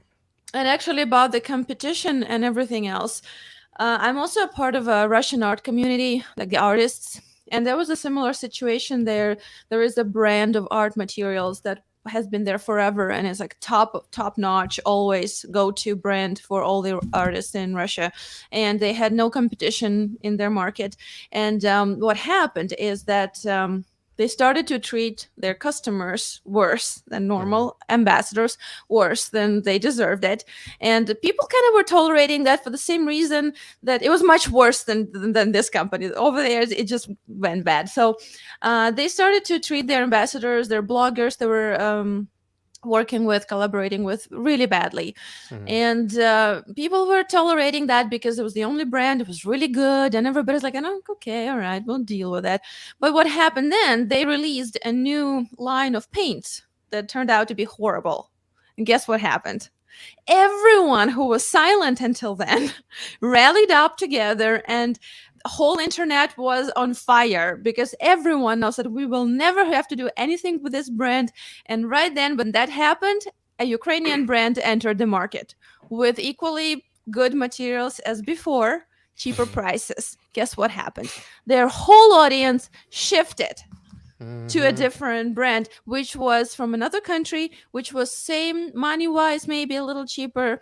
But point taken, that as soon as that happened, as soon as they gave them the reason to switch, everyone switched. I don't know what they're going to do now. They have to do the entire rebranding, remarketing, the restructuring of the whole company, because they're in trouble. So I see similar things kind of Yeah. brewing. Yeah. What if we got 2 or 3 Tony Stank head sculpts in a row? Mhm. What kind of impact would that have? Not just in isolated, but if we got a couple really upsetting releases to a lot of collectors consecutively or within a short period of time, what would that do? You know what? And this is what I was just thinking about too. What if, hypothetical, this is just hypothetical. What if J&D said, you know what? We're going to start with quarter scale figures. We're going to do quarter scale. If J&D said we're going to do quarter scale figures, bro, if they did that, come on, you think some of these they companies did that, you think some of these companies aren't is already trying doing that it, so, behind the scenes? Yes, statues. they are. Yeah, statues. But yeah, Queen is already making. They If they might be deci- waiting. They might Yeah. be waiting for just the right moment if they're Yep. smart. Yep. Yeah. They're waiting for that mistake to steal all the audience. Or they're Yep. gonna take a really long time to get a crazy good prototype. Yeah. But you think that a Queen or a J&D or somebody in there who's making these amazing things aren't gonna try to put out a quarter or a 6 scale figure? Well, Queen Studios already released the quarter scale Catwoman on the bike, on the Bad Pot, and they already released the quarter scale Joker, the police station or police uniform Joker. So I mean, they're doing it. And somebody did they're a 6 scale definitely popular. Catwoman, right? That's them.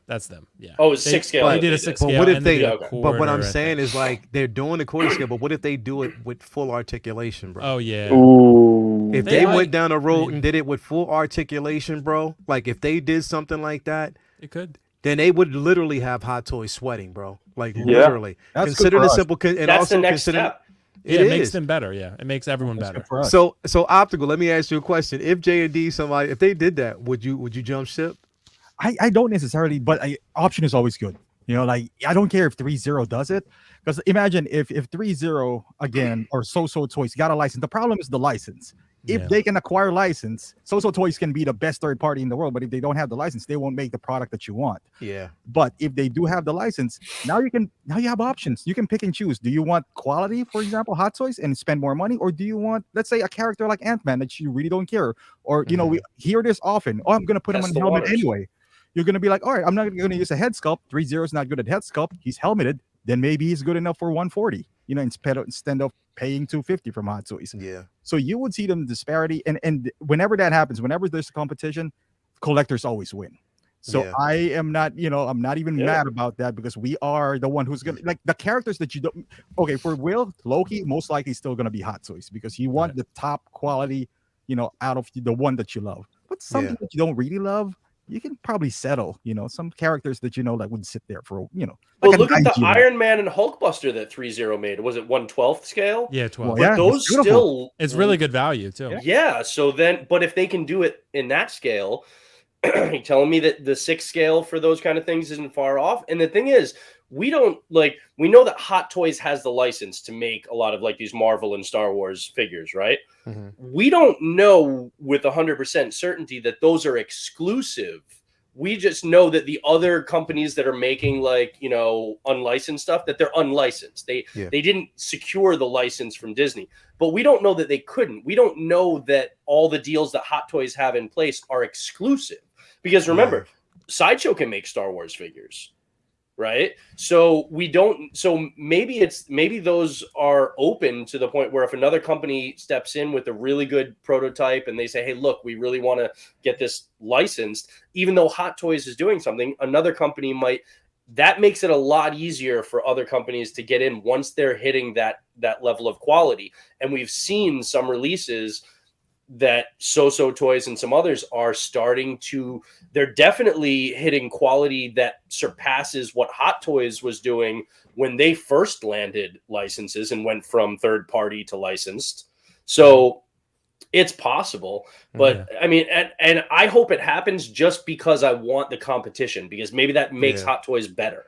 Yeah. The one thing I'll say, and then I'll move on from basically, Leo, I just, like I said, with statues, I think basically seeing what's happening with J&D and Prime One and Queen Studios is making all of them better. I feel like the products, the quality of statues right now, quarter scale and third scale, has gone through the roof because of the emergence of J&D and the emergence of Queen Studios. And I think Prime One has gotten a lot better because of that. You know, their statues, you know, their sculpts with Blitzway and stuff have improved greatly. And they're giving collectors more value. Like, you're getting things cheaper, you're getting better bases, you're getting like, Prime One's killing it too. I mean, the Balder I got, like I said, is incredible. So I think from statue collectors, we're winning right now because there's so much competition in the market. But for 6 scale, not as much, because, you know, you're still getting great things from Hot Toys. They're releasing great products, but you're just not getting communication. You're getting a lot of delays. So it's not without cost. I can honestly say that one of my most anticipated figures outside of Hot Toys, like literally that I am anticipating and I cannot wait for right now, is that So Toys Gambit. As soon as I get that, I'm going to lose my mind, bro. I am going to lose my mind because that piece is phenomenal.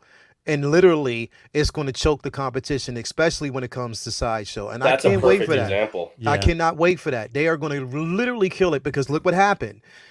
Sideshow basically released that. They released their Gambit. And people were like, okay, cool. They jumped on it because, and I was one of them. I'm not going to lie. Because it was the only one. Really quick. There's 106 people actually in the chat or actually watching this right now. Hit that like button. Subscribe if you haven't already. Share. Get people on board. Come on, we got to do this. Tonight is a giveaway. Don't forget, there is a giveaway announcement at the end of the show, so be prepared. Anyway, but no, yeah, like they as soon as people jumped on it, and I was one of them, and then So Toys was like, okay. Let's show you something real quick. And then they dropped that figure, and I looked at it, and I compared the ears. I was like, yeah, I'm canceling Sideshow. I want my money. I want my money back. Give it to me. I'm done. Leia, let me ask you a question on that now, since you brought that up. I want to get your take on this. So this is the first time that we've basically had a licensed and unlicensed, not just of the same character, but the same iteration, the same style of that character, okay, at the same time or within the same window. Because, you know, the closest would be what, like, you know, Hot Toys Cable, which is coming out sometime, you know, maybe in the next several months versus the one that came out a couple of years ago from Toys R Us. So there's a gap there, all right? Yeah. But this is the first time we're going to see licensed and unlicensed in the exact same interpretation, just executed differently, coming out at the same time. Yeah. And by all, you know, photos and everything that we have right now, most people would agree that, at least based on the prototype pics, the third party looks better than the licensed one. Hell yeah. What kind of impact do you think that has if it plays out that way? If you've got the licensed and the unlicensed, and So Toys shows up Sideshow on that figure? We're talking Does about that have an impact on the licensors and starting looking? Maybe. Because now there's attention on that. So do you have Marvel start looking at that and being like, why the hell are we giving a license to this company that can't do it as well as that third party company? Possibly. It's anything is basically possible right now, but I think basically the only way for something like that to really transpire and work, it depends on us. We have to basically make it happen, because if the majority of us purchase that figure, if I put it this way, day one, once that figure is released, if it sells out to the point that they have to do another run, if it sells out completely as quick, then yes. If it sells out and then a Sideshow is still sitting on their run, then yes. And then, because you know, Sideshow makes a shit ton of the figures that they make. Exactly. So they stay there forever. Exactly. So if they're still sitting on that piece, then again, it depends. If we want something like that to happen, and we want these unlicensed companies to get their run and to actually have their place, it's up to us to basically do it, and we have to continue to voice, because when you have companies like them, Sideshow, that will really, and what they're doing right now is they're attacking the little guy. We already know that. They're finding ways to basically do it. Look what they did, with So, once they released that classic suit Loki. They choked the competition. They tried to choke him out. You know what I mean? So they know. And I think it is a fear, because it's not fear of, it's fear of better quality. And they know that it's a better quality figure. That's so true. It's up to us. Technically, it is illegal, layout. To be fair, it is. They're protecting their license. I mean, it is, to be and fair, I give them that. I get it. It's not good for collectors, but it is. And I give them that. I do give them that. It is. It's from a certain standpoint, it is illegal. Too, but which so was Hot Toys when they first started out. That's true. But exactly. But at the same time, let's take it from a different standpoint. Hot Toys or Sideshow, whichever came first. Sideshow basically releases their their Jedi Luke. Okay? Mm-hmm. Right. Sideshow does it. They were sitting on that Luke for a while, and I think they still are. Like literally. Yeah. They were sitting on that Luke for a while. Why they did that, it made absolutely no sense when you know that Hot Toys version was 10 times better. The sculpt was better, the quality was better. Come on. Literally. So why didn't they complain then? And that was a licensed company. There were no complaints. But they still did it, and they're still sitting on that figure.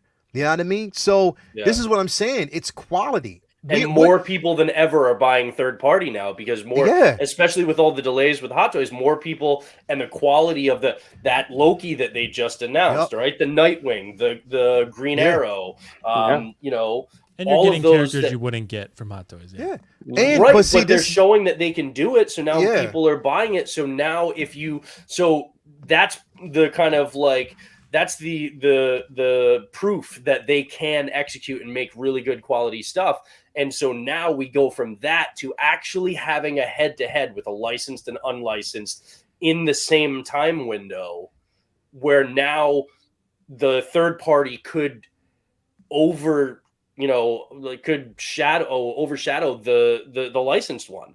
And if that happens, that could have implications. I'm not saying for Hot Toys. Well, although, I mean, in the long run, I guess it could, because again, we don't know if these licenses are exclusive, but you know what I mean? That's the point. It is pretty rare, though, for a third party to go head-to-head with Hot Toys and win. I mean, that's well, I don't think it's ever actually happened. No, I'd probably not. I mean, I can't. It could eventually. I mean, it's not saying it couldn't happen. It could. But they don't. Here's the thing: they don't have to beat Hot Toys. They have to beat Sideshow. Right? I mean, a lot of people beat Sideshow, though. That's the problem. Right. When it comes to figures, statues, they make pretty good statues. But when it comes to figures, there's a lot of third-party companies doing as good. Even right now, their statues are being challenged, bro. Literally, by right now, J&D Queen and stuff like that are challenging those statues. So, but so those other characters. Those other characters that Sideshow gets licensed to make 6 scales, like the classic X-Men or the Clone Wars ones. What if Marvel, Disney, Lucasfilm, whatever, what if they say, okay, well, we're still having Hot Toys make the main things that we're, putting out there, but instead of giving Sideshow the license to make, a handful of these characters, we're going to test the waters with this third-party company. We're gonna give them a license, so Sideshow doesn't get to make the classic comic book X-Men anymore, but So does. Right? Yes, that could happen. What you say, Optical? The question is, can So pay the license? Because it's not because you make good products; it's how much you pay Lucasfilms. And that's the point that I was going to, because the thing is, they might come to them and say, okay, look, we want to give you the license for it, but this is our offer. Yeah. Can So and say, ugh. Well, Hot Toys did it back in the day. I would think it's probably a bidding. You get something like Star point. Wars, all those companies are bidding to get it. It's not so much because I wonder how even Yost, you know what I mean, over there for Jazz Inc. Yeah, he got the license. He's a great for example. DC. He's a great example. Happen. Yep. He is there. Ray, were you going to say something? Yeah. No, I wasn't. She was just basically listening. But what do you think about that though, right? When it comes to I'm listening. When it comes to licensed versus unlicensed companies, when you have unlicensed companies who really make solid product, Do you think they have a space? You know what I mean? Do you think that it can come a time, but then again, it's like when I think about it, I'm like, okay, Disney gave, Disney Marvel, they gave Hot Toys the license for these figures. Do you think that they're sitting back wondering, or they're a tad bit disappointed in the simple fact that there's product out there that these companies that they've given a license to haven't touched? Do you think that they might be sitting back watching it saying like, what are you doing? Like, why is there's so much of a slow lag and there's no release? And, you're putting our companies in danger because, like I said, people are anticipating it. It's giving it a bad name, and then the anticipation goes away, and then they're leaning towards other spaces. Do you think, there's a concern there? I would think if they're their major company for those collectibles, I can imagine there's a dialogue like that, because the company that gives the license is interested in making profit. That's the whole point of giving that license. It's not just for the company to do whatever they want. And if that company is not doing a good enough job, the license can be revoked and given to someone else who is up to date. And I'm not sure exactly the same situation happened with the industry, with their gaming companies, but there were situations like that, definitely. So when the company that there is their main licensee is not doing good enough job, is not up to par, right, to the expectations, it can definitely switch, because going back to your first question, if there are companies that are unlicensed that are doing product that is equally good as the others or even better, there are people watching out for that, because that's opportunity for new collaborators, for new income revenues, and definitely that can happen. And I think that it should happen, because any big company like that should invest into different sources, and that gives, like you guys were saying in the chat, that gives more opportunity for competition, for growth, and everyone benefits in the end: the customers, the companies. And I don't know exactly what they're doing, and I never talked to anyone at Disney or Marvel, whatever their licensing departments. But I can imagine there are people, like, so to say, scouts, who are monitoring the market, and maybe if someone's doing some illegal, well, let's just call it illegal stuff, like unlicensed stuff, some of them will be brought on board sooner or later, and that happens. A lot, not just with the gaming or toy making or collectibles, in other industries as well. And it's a smart way to do that, because rather than punishing people who are doing a great job, you want to be working with them, making money for you. Yeah, and it makes a lot of sense. KG, like the dude they hired for the Luke deepfake. Yeah, yeah, true. Like that guy. Yeah, exactly. He did it on YouTube, and they were like, "Yeah, he needs to be working for us," and they hired him. And how do you think Queen Studio got licensed? They were unlicensed for forever. All right, they did really good work, and like Ray said, they pay attention to these other companies that are putting that stuff out, and they see, man, this is really, really good quality. We want them working for us, or we want them licensed and making stuff that we can get a cut of, because they see, look, people want to buy these Queen Studio statues because they're such amazing work. Yeah. We want a cut of that, so let's work with these guys. Yeah, exactly. That's the right way to do it. Yeah, it is. It's smart. KG, let me ask you a question, bro. So, do you own any third-party figures, man? Unfortunately, I don't, but I'm trying to find one that I want to own that's eyeing for me. Like, I think I want to pick one up. You're trying to hunt one down, or you're just trying to decide which one you want to get? I'm both. I'm trying to see if I can find one that I think that will fit in my collection, or I just don't know right now. But yeah, I'm in the market for one for sure. What's on your radar? What are some third-party ones that have at least caught your eye that you're considering? I mean, if they're ever gonna make it, but like the Fiend is one of them. And then the Green Goblin. The Green Goblin, yeah. But I don't think Hot Toys will make one, because they're gonna make the new one. You know, this new suit for the film. If they make it, who knows? Do you have that one, Leo?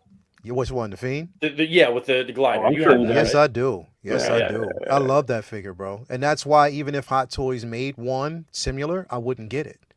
Like, I won't get it, because that's they'd have to make it so unbelievably amazing that you'd be like, okay, I have to have that. Because here's the thing. I mean, you know what I mean? I always keep Toys R Us. They killed it with this figure, bro. The material, everything. And the thing is, it looks just like the armor looks superb, but the material that they actually used, where it contracts, it bends, the articulation is there.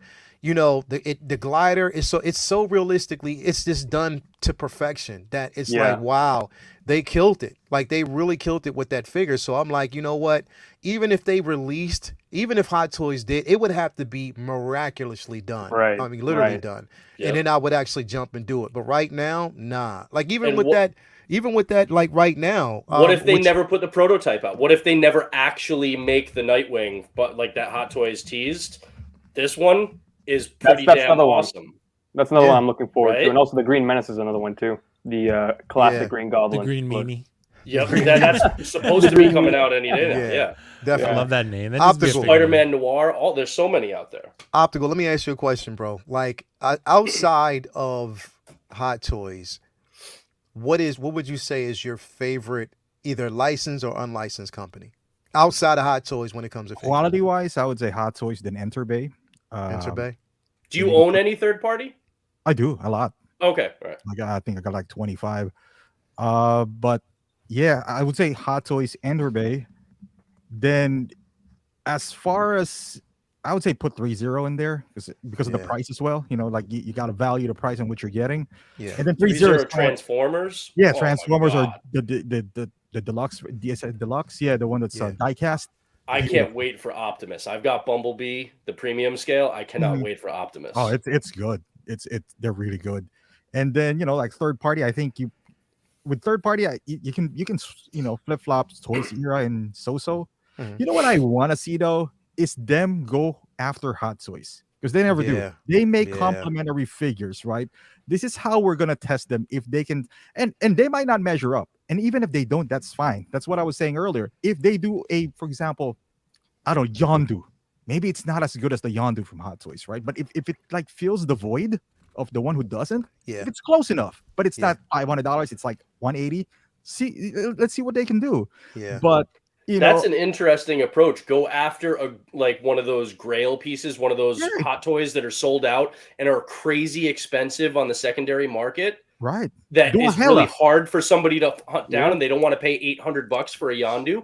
Right. Make a Yondu and see if people will be like, "That's good enough. I'll buy that." Well, some companies have done like that. Remember, they made Wanda for Civil War and it turned out like shit. Yeah. So I mean, some companies will do that. Who made so they that have one? tried. I mean, and remember like the Banes turned out pretty good. I think. Yeah. Well, remember they released that, and I was so pissed that I didn't get it. But remember they released that Mantis from Guardians of the Galaxy, a third party release. Yeah. That thing sold out quick. It went quick, and it's never been back since. Third parties should just go through that coming soon page on Sideshow's site and just go through all the Baze Mal. They probably already have. That Hot Toys just they're never gonna make. But I think those would be like what put out a Padme. That's like what Optical's referring to as like complementary figures. Those are the ones that sit there like that. Instead, like let's say they make a Darth Vader, right? Or make like an Iron Man or a Spider-Man, something that they know can go head to head with Hot Toys. But that's the thing, Hot Toys doesn't really care about third party unless you maybe go after Iron Man. If you go after Iron Man, they might get a little more aggressive and be like, Marvel, get these bitches, because like Iron Man's our thing. Like. Yeah, that's where they might be like, come down a little harder on third party. Now Star Wars too. Like if you're making Star Wars, if you're making Mantis, you're making like someone they don't really care about. They're not even going to make. They're probably like whatever. Valkyrie would be nice. Yeah, third party Valkyrie. Yeah. Third parties don't really go after Star Wars. No, I have not seen it. Justin told us because Star Wars doesn't sell overseas, so that's why they don't make Star Wars typically. Okay, because most of those companies are there. That kind of makes sense. He said that's why. He said he tries sometimes to here to get them to do it, but they won't. That's why they always make Marvel or DC. But imagine, dude, imagine if they do just a regular Stormtrooper. Yeah, like just copy it, to the T. Make it $100 or something. Make it $100. Yeah, like Will, this is an army build using that. Perfect for you, Will. Okay. Yeah. Obviously, you've been waiting forever, and you're gonna get that Pennywise. You've got 2 of them on pre-order, the only 2 that anybody's bought. But you got 2? All right, yeah, I got 2. He pre-ordered 2. Yeah. One day one and one, not. So now here's the thing. Will, man. What if a third part? What if So Toys put out a Pennywise, and it was good, all right? And let's say they put it out now, like you could actually buy it now. Okay. Would you pull the trigger and get that now? I'm not saying cancel the Hot Toys, but would you get it now? And then if it was really, really good, would you maybe be like, all right, well, I'm still going to get the Hot Toys, but I don't need 2 because this one is awesome. So I'm just going to get 1 of the Hot. Would you cancel one? Possibly. Yeah. I mean, if like kind of like Lael's talking about with the Green Goblin, I mean, like that could be a realistic possibility if the company did it well. So, but I know it wouldn't be Hot Toys quality, probably. I mean, there's always the off chance it might be. Possibly. Yeah, it could be. I mean, because the thing is, like, Hot Toys, like they are doing that one. They have done some like one-offs or like not like, they like Back to the Future is still a franchise. So they, but it's, like Godfather back in the day, the Godfather trilogy. They made some from that, like Rob was talking about the other day, but they mostly focus on the large IPs that like Marvel, DC, Star Wars, stuff like that. And they've moved away from doing those kind of smaller IPs or individual films, film properties and stuff. So you don't get those as much, but third parties are doing those more. Like one of the ones that I the most anticipated is De Niro and Pacino from Heat, right? I can't wait. But Hot Toys isn't doing that. So if they start doing stuff like Pennywise and stuff more, then that's going to open the door for more people for third parties too. Yeah. So, what were you going to say, Optical? Oh, yes, I was going to ask Will, because Pennywise is easy for Will because he wants the best Pennywise out there. But what if somebody like Will, like Sylvie, which is $250 in Hot Toys, but let's say 3-0 did it for $150, but like 70% of what Hot Toys looks like. I'm passing. Yeah, I'm taking the Hot Toys. Yeah, because I'll pay more for quality, even for 30%. Like, Yeah, and even with Pennywise, honestly, like if So-So dropped a Pennywise and it was like So-So, for lack of a better term, then I'd probably be like, you know what, I have the Prime 1, Brendan. I'm fine on Pennywise. I'll just wait for the Hot Toys because I know it'll be better. So like I'm more than happy. What if to they wait put for out quality. comparable? What if So-So, because we've seen that Loki that looks at like classic 100% Loki. Hot It looks Toys really level. good. It looks really good. Yep. So what if they put out a Sylvie that looked just as good as Hot Toys, but was maybe $40-$50 less? That would be get more interesting. The So-So, or would you pay the extra to get basically the same quality and get the Hot Toys? That's a good question. I'd have to see the final product of Sylvie to know. I feel like you would go for Hot Toys just because it feels more comfortable. I probably would, and also because I prefer license. So like resale value wise, typically from what I've seen, license tends to perform better, especially for Hot Toys. Hot Toys maintain their retail value a lot better than third party do. Take the resale out of it though. If it's just like you're gonna keep it in your collection forever, it's just for you. Okay. It's gonna be the Hot Toys one that we'll let Ray peace out and then we'll real quick, hold on to that thought though, because Ray, she has to go. So everybody in the chat, it's been a pleasure. She'll be back. We'll see her again. Back. So maybe with Ahsoka this time. There we go. Yeah, hey, there we go. Exactly. And we'll do an in-cosplay stream. Listen, Ray, this is what we're gonna do. Once that Ahsoka's released, you and I live are gonna do an unboxing. How about that? Yes, we're gonna do unboxing. You and I are gonna do a live unboxing of that figure together, and it's just gonna be like we can breathe a sigh of relief. I think we're gonna be so tired, like just so tired. We're just gonna be like, yeah, here, you know what I mean? Yes. So, I'm already looking at that Anakin, Clone Wars Anakin, and Rex. Wow, see, Leo, you pulled did the this. trigger. This is all you. But there's giveaway. There's the giveaway they're doing, so maybe I'll win one. I don't know. You also, if she's gonna have Rey, if she's gonna have Ahsoka, she needs a 501st Deluxe. Right? Come on. Or two. She's gotta have. Hot Toys already owes her some. They owe her, some royalties for the likeness. So I'm just joking. Yo, but kind of serious. Wouldn't that be cool? Yeah, but Ray, let everybody know. Like I said, what do you got coming up? What do you got going on? Well, I'm working on the new film, full scale post-production. So soon, hopefully, it'll be ready and you'll all see it. And then I'm gonna bombard Sideshow about this character. Yeah, they need to make it too. Sideshow. Yeah. Sideshow, Hot Toys, yes, because I like what they do and they should keep doing it. So hopefully they'll respond and keep the communication open. Definitely. So I'll be working on the new film for you guys, and it'll be ready soon, and just keep an eye on it. Please let me know because I will actually have like a watch-a-thon on right here. We'll basically watch it. So just let me know. Again, everybody out there in the chat. Thank you. And get those pins, definitely. If you haven't already, follow Rei on Instagram and on Twitter.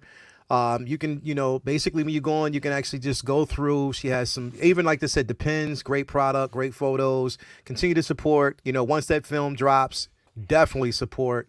Again, everybody who basically follows me, if you follow the channel, please follow Rei. She's a good friend. Always willing to support, and I'm always supporting her. I mean, we've been friends for years now, So from the beginning, from the beginning. So I'm so happy to see like where you are now and where you're about to go, because that they just don't know what's coming up, and I'm not even. People just don't understand what's coming up. So I'm just gonna leave it to that. I don't know what's coming up, but there's always what you see is only the tip of the iceberg. Exactly. So there's always lots of things. Exactly, happening. But definitely, man, thank you for coming. Thank you so much for having me. I learned a lot of new things today. Anytime. Now you're gonna miss Will's. But I think Optical wanted you. She'll be able to watch it on replay. Yeah, I'll watch it on replay. Ray, we lost half of the viewers, Ray. Right. They'll come back when I start the segment. So we'll just start back. We lost half of the viewers. Thanks, Ray. Yeah, definitely, Ray. But yeah, thank you for coming through. And anytime you want. And actually, anytime. What are you doing the week after next? Because I want you back. Oh, I need to see what's happening. Well, let me know. So, let me know. We'll talk. We'll talk. There's always something. We need you back. All right. Okay. So definitely, thank you for coming. If we have too many people on, we can always bump Will. Yeah, we could. And I'll miss the presentation again. Yeah, exactly. But Will's the feature attraction. You can't. Exactly. But no, thank you for coming through. Thank you. All right, I'll see you later. You take care, guys. Bye. Bye. All right, so yeah. I want each of you to answer that question though. What question? What was the question? So if it's just like $40-$50 less, but if the third party and the licensed are just as good, they're equal, will you go third party and save that $40 or $50, or even when there's no like quality difference? I think I'll take the license. I'm pretty much always gonna take license as long as the quality's the same and the price is relative. If it's $50-$40, I will take Hot Toys all day. Yeah, I feel more comfortable with Hot Toys. Yeah. I think they're licensed, and with non-licensed product, you just never know what you're gonna get. You just never know. The quality might be. You don't. Yeah, it's just I'm gonna go. I feel more safe and comfortable with a licensed product, but it just comes down on quality. If they're doing a character that we haven't seen from Hot Toys, right? Then I'll pull the trigger. But like one and one, like both. If it looks the same, I'll still go for Hot Toys because we know what they are and what materials they use, and we know that 90% of the time they're doing a great job. So yeah. What about you, Optical?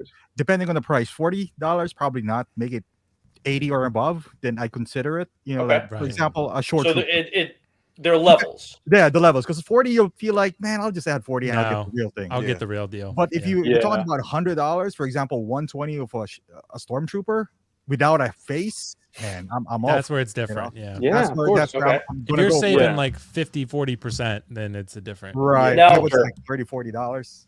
No, Lael and I are at least on the same page because we both went for. I never even actually pre-ordered the Sideshow Gambit.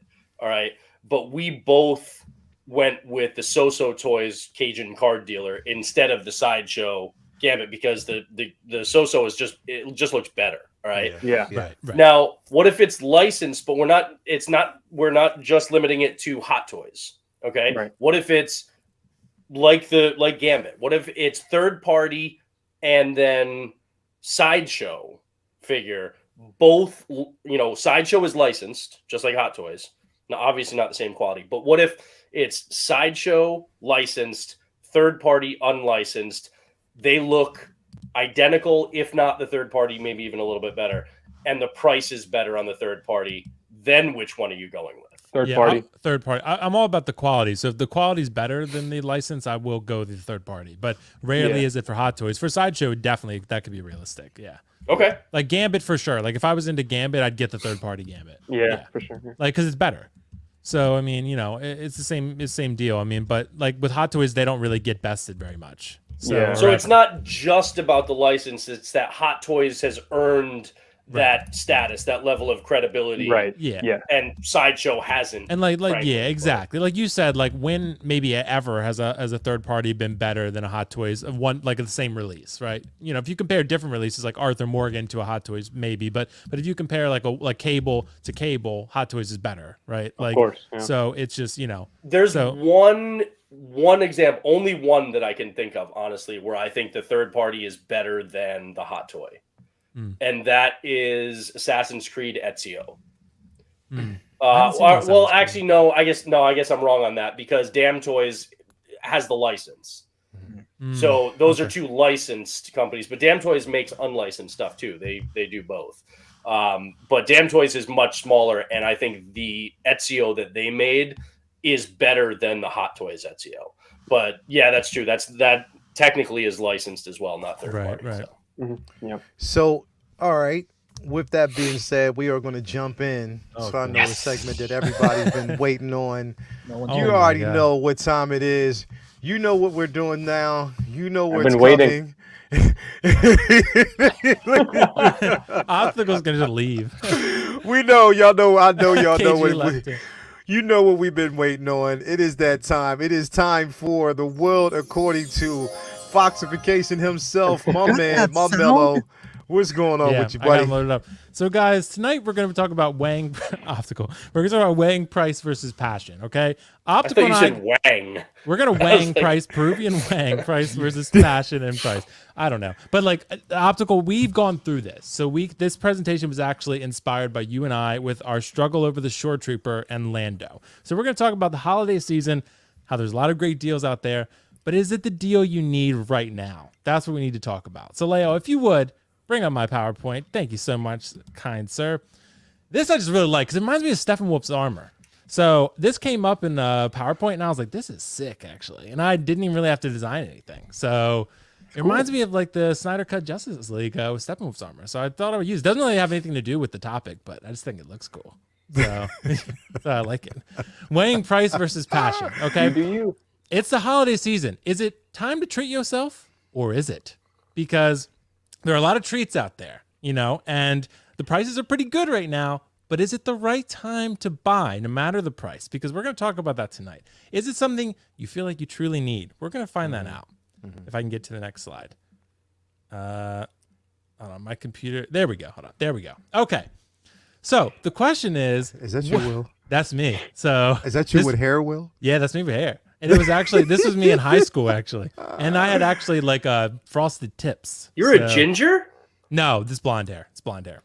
That definitely looks red. It's probably just the lighting. I had like dirty, I had like Jamie Lannister hair. They're like, think of that color. That's like, I had like dirty blonde hair. Oh, you didn't fuck your sister, did you? No, I didn't have a sister. Oh, wow. Dirty you. So what are you talking about, Will? People are probably asking, what are you talking about tonight? Well, first point, I'm glad you asked because this is the holiday season, right? We all grapple with the allure of a good deal, but is it a good deal for us? A perfect example, Optical and I were looking at the Shore Trooper. It popped up on Toys Wonderland, and it was like $160, right? So we were like, okay, it did say that, the coupon code doesn't work on this item, but guess what? It sure as hell did. So it was 20% on top of that. And we were going to check it out. It was like $160 some shipped for a Shore Trooper squad leader. And that was with, the shipping prices, which are not exactly friendly on Toys Wonderland. Nope. So like $60, $70 for shippings for some of them. So we were going to consider getting this. We were playing a lot of Battlefront 2. We were getting really into the troopers. We were like, hey, we've lived the trooper life. We want to have a trooper to remind us of the battles that we fought on different planets and such in Battlefront. But it sold out before we could buy it, which was good because it took the temptation away. And guess what? Just because this made me realize, just because a figure is discounted to a great price doesn't mean we need it. Because Optical and I had the Shore Trooper pre-ordered at one point, but then I canceled it. I decided, I don't need a Shore Trooper. I don't really want a Shore Trooper that much. I like it, but I don't really want to get it. It's not really, it's not something I need, right? Just because something is a great price, we get pulled in. We get pulled into something that we don't need or don't really want because we think it's a good deal. We have that FOMO kick in, right? We have the FOMO kick in and we're saying, oh, I don't want to miss out on this. But you never really wanted it anyway. You always wanted to miss out on it. So this is a consideration that we have to look at. This goes not just with collectibles. This goes with TVs on Black Friday. This goes with, cooking pans, anything, right? Anything that has a good deal, you're going to look at and be tempted by it. So in my opinion, you have to weigh the benefits and don't simply jump at the temptation of a good deal. Just because it's a good deal doesn't mean it's a good deal for you. Did you even want that thing at all? We've all done this. We've all bought things. And then a week later, like, shit, why did I buy that? I mean, it was a good deal, but I don't need this. I didn't really want this. Then you end up selling that figure or that thing later, right? Are you passionate about the character you're buying, or you simply sell the figure later? FOMO is a dangerous game. Your fear of missing out because you don't want to miss out on a quote-unquote good deal. Like Optical and I were looking at Team Suit Tony. None of us really want Team Suit Tony, but he was very cheap, right? We were like, hey, is the value there? It is. The value is there, but you don't really want Team Suit Tony. So it's a pass, right? What exactly is FOMO? FOMO is the fear of missing out. This is something you hear a lot in the collecting community. Feelings of FOMO can definitely be heightened. They're heightened around the holiday season because deals are everywhere. They're surrounding us at every turn. But what about the heightened costs, right?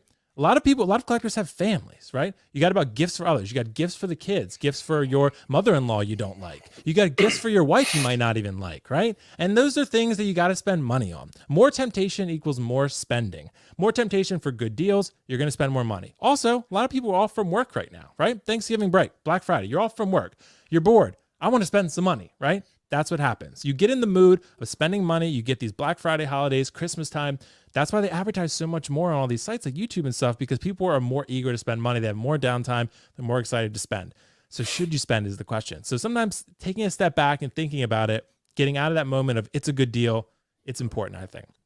Taking advantage of a good deal is smart sometimes, but sometimes it is short-sighted. We've all done this. We should ensure we actually want the figure and we'll keep it in our collection. Do you really want a Shore Trooper? Just because Toys Wonderland is offering it for $170 or Lando, did you really want Lando anyway? Are you going to look at Lando, put him in the collection and forget about that he's ever there? You don't want that, right? That's in my opinion, at least.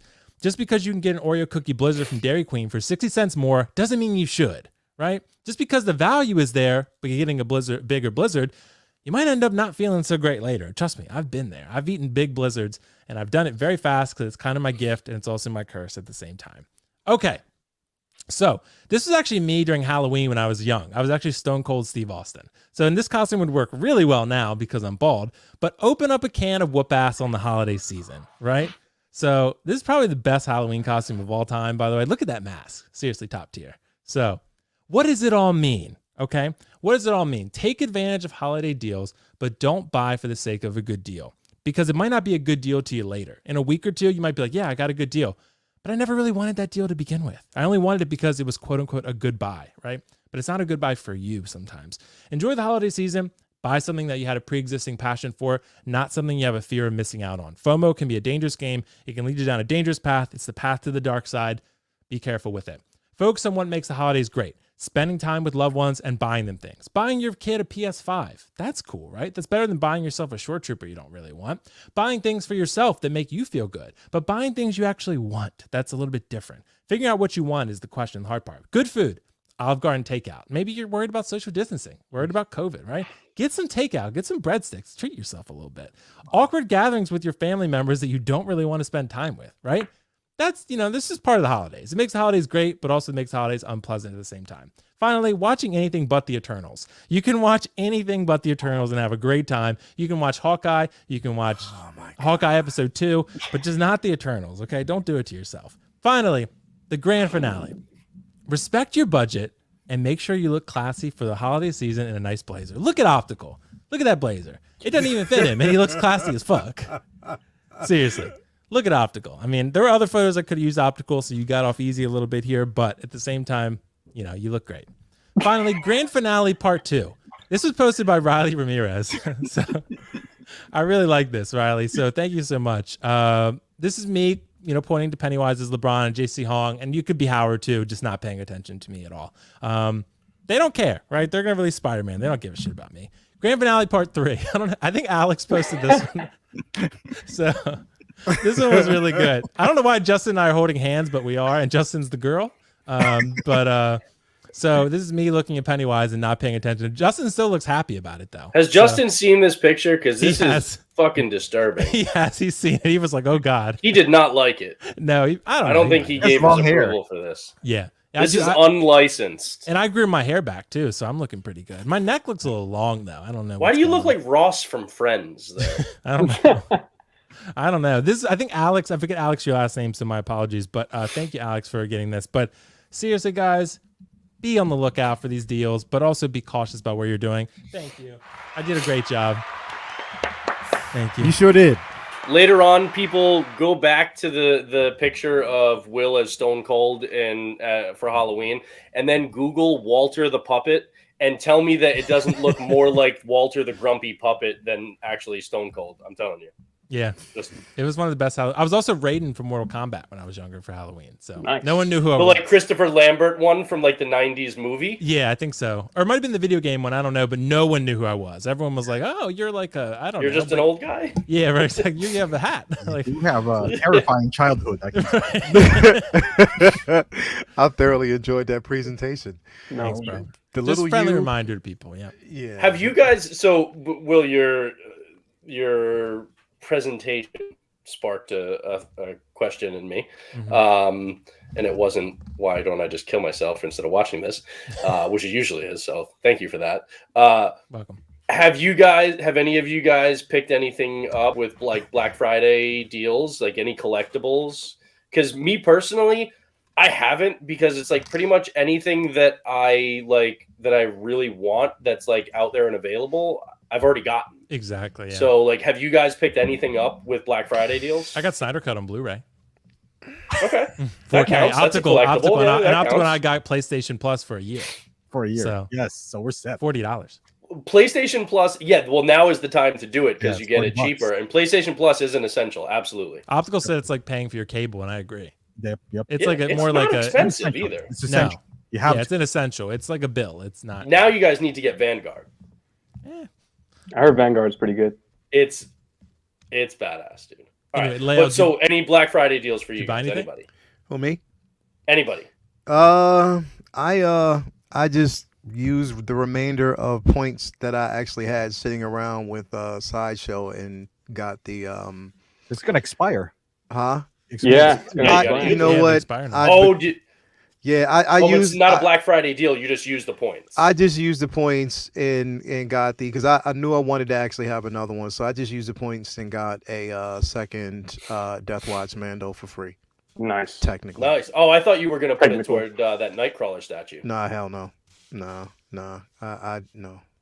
You're not getting the Nightcrawler statue? I'm gonna get it. But okay. You just didn't use the points on it. Yeah, because it would have been. Yeah, no. I just. So really nobody got any Black Friday deals on collectibles? No, because the thing is, it's nothing really there that I can honestly say that I want. Right now that I have. We're waiting for everything to be released. Yeah, it's like everything to be released. And the thing is, if you look at what Sideshow is doing, they're putting all the figures that have actually been sitting here for a while, but they're not really discounted. Especially, here's what's hurting them, because they're putting those figures up, but they're the same figures that you see on Toys Wonderland for next for nothing. You know what I mean? Yeah. So he's holding one right now in front of the cameras. That's the this was always part of my plan to get. I just was waiting for. You can get that from any number of Hong Kong sources right now for what, like $170? Right. Yeah. Very. And that deluxe is still like $300 on site. Here's the thing too. I was gonna go to Toys Wonderland, but then I saw the shipping, which was $100 in shipping. Right. So that's like, the problem with Toys Wonderland right now. You got me there, and I was like, nope, just went the other way.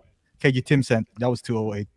Yeah. Tim sent was 208. Tim sent Toys buying agent. Yeah, they'll probably have it. Shipped. That's where I was literally just looking at something to order today on Toys Wonderland and on Comic Sanctorum, and the shipping for me was what it usually is, right around like $50 for shipping DHL. So I don't know, but that's just that's a big total. $50 for shipping is a lot for a 6 for a statue. I get it, but for not for me though, because when and I mean everybody can do their own thing, right? Sure. But like for me, just in general, whether it doesn't matter if it's Toys Wonderland or any other source, I'm okay with $50 for like fast DHL shipping on a product, because thing is, if I'm getting it there, I'm not so like typically like shipping from Sideshow, they use UPS.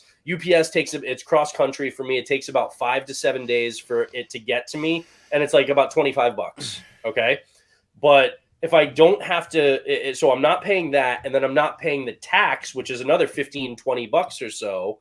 All right, that adds up to what I end up paying for shipping from overseas because I don't have to pay tax on that. So you know what I mean? So like it washes out. Then it's just a matter of the base price of the figure.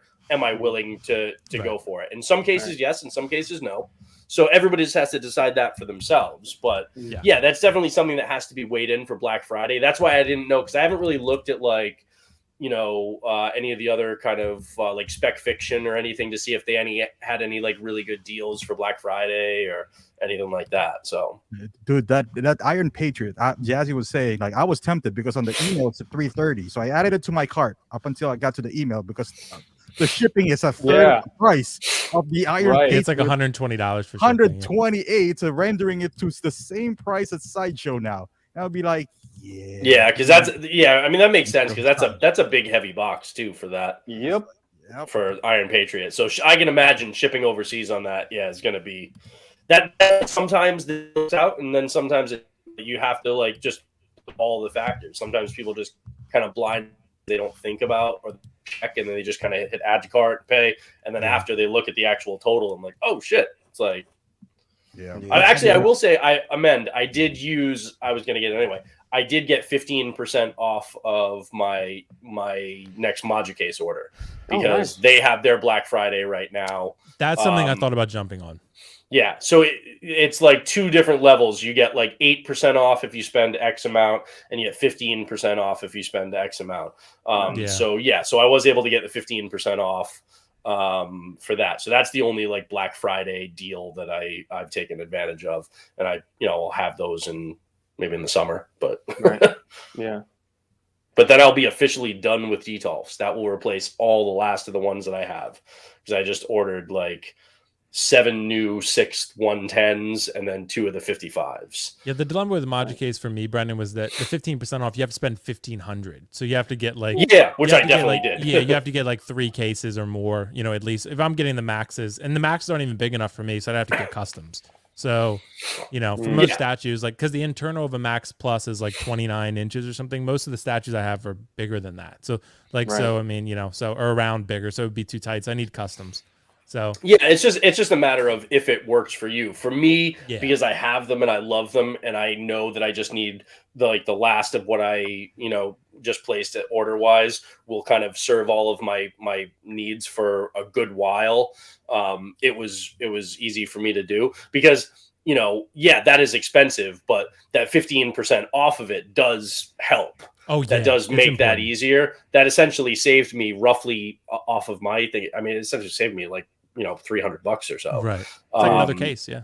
Yeah. So that's, and you put the, the deposit down now, the 50% down now. And then, I've got the rest that I'll pay off when it's ready to ship. So, it's just a matter of figuring out what works for you. And that's why, like, other than that, I didn't see any Black Friday deals that really jumped out at me. I didn't know if you guys did.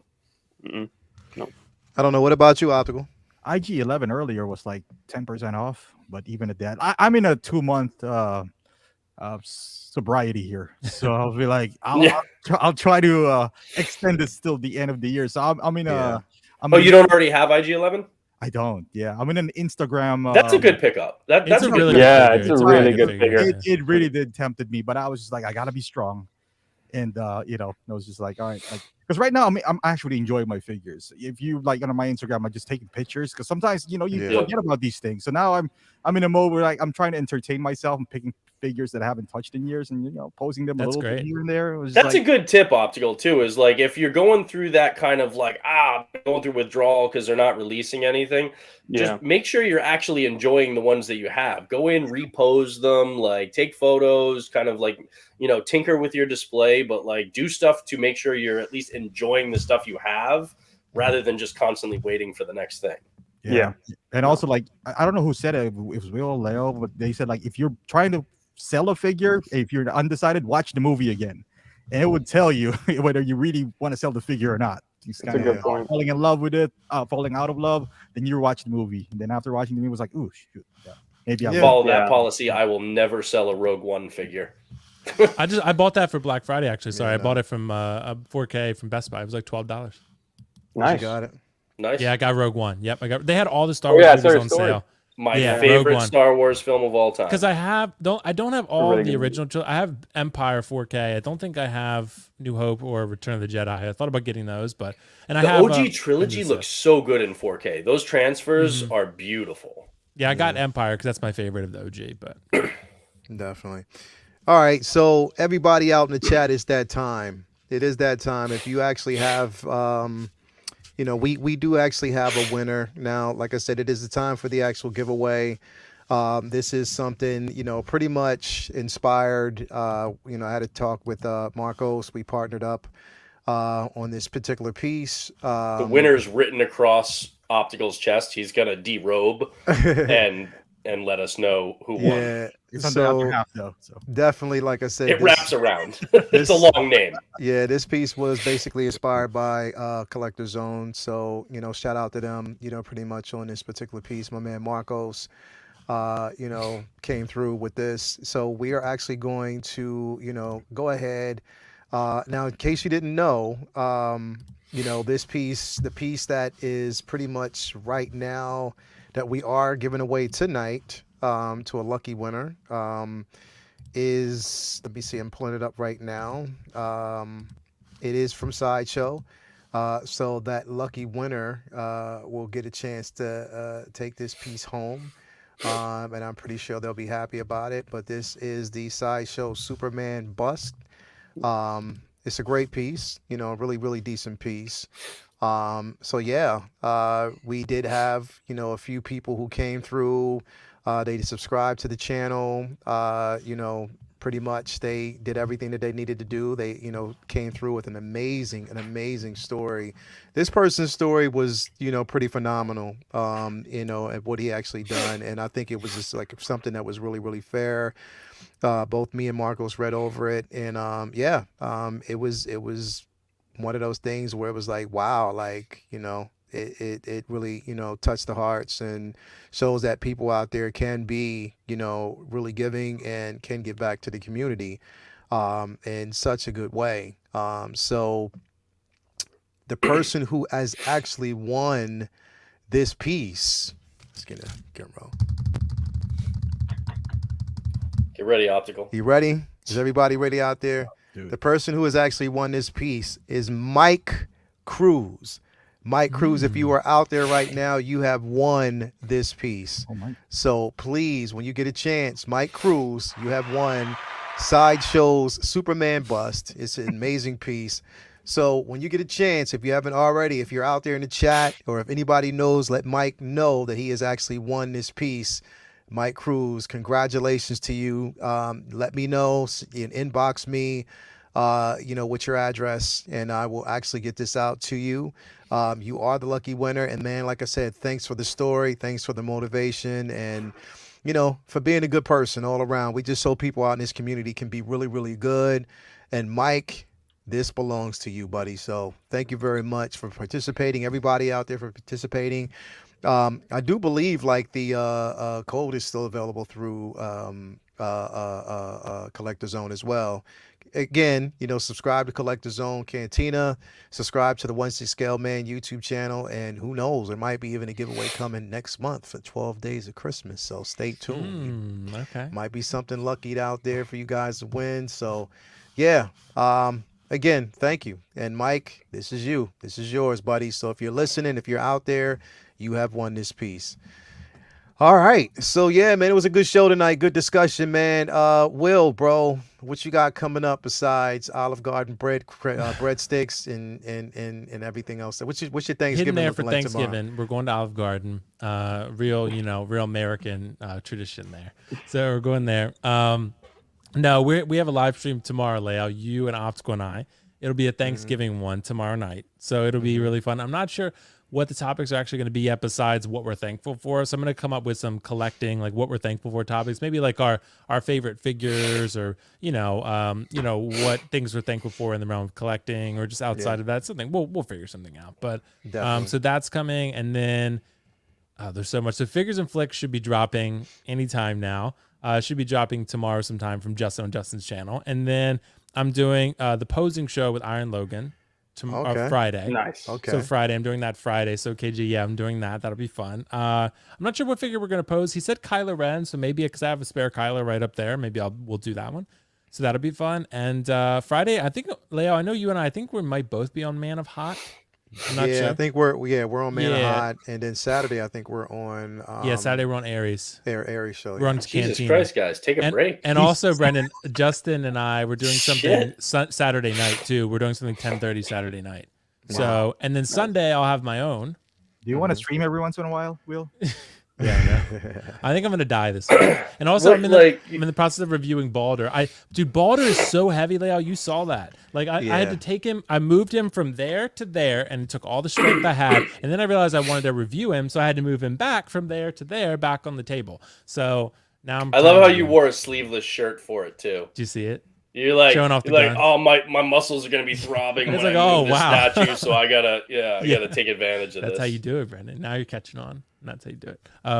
So yeah, but I'll be reviewing that and some other stuff, trying to get some views out this week. But I'm doing a million live streams, so I don't know if I'll have time to even live. But. Optical, they don't even have enough time to beat the meat. They don't. No, they don't. By the time we're over, it's I think I did fix my toe though. So unless I thought you were gonna say I did beat. If Will's hands drift down like below the line of the camera during one of these streams, then we know maybe he's trying to squeeze one. It's probably just me messing with my toe. Moving. So yeah, it's like bouncing up and down. Yeah, my toe is injured. That's probably all it is. But. KG, I'm sorry. KG's young mind is being KG mastered the art. Yeah, true. I'm just gonna leave. Yeah, we gotta keep it PG-13. His parents. We've already corrupted him. It's fine. KG, what you got coming up next, bro? Well, actually, I'm taking a break of YouTube right now. I'm gonna come. What were you doing, Optical? Well, anyways, December 19th we'll be coming back. I'm gonna be doing, or maybe somewhere around that time. But talking about No Way Home after that is a movie discussion for that. And yeah, I mean, figure-wise, I'm getting my homemade suit this Friday, and for some reason, I checked my email today, or my account today, and for some reason, I didn't get an email for this, but I got my Thor coming pretty soon. So which Thor? Fat Thor. I didn't get an email. Nice. I actually called Sideshow, and they're like, "Oh, sorry, there was a glitch.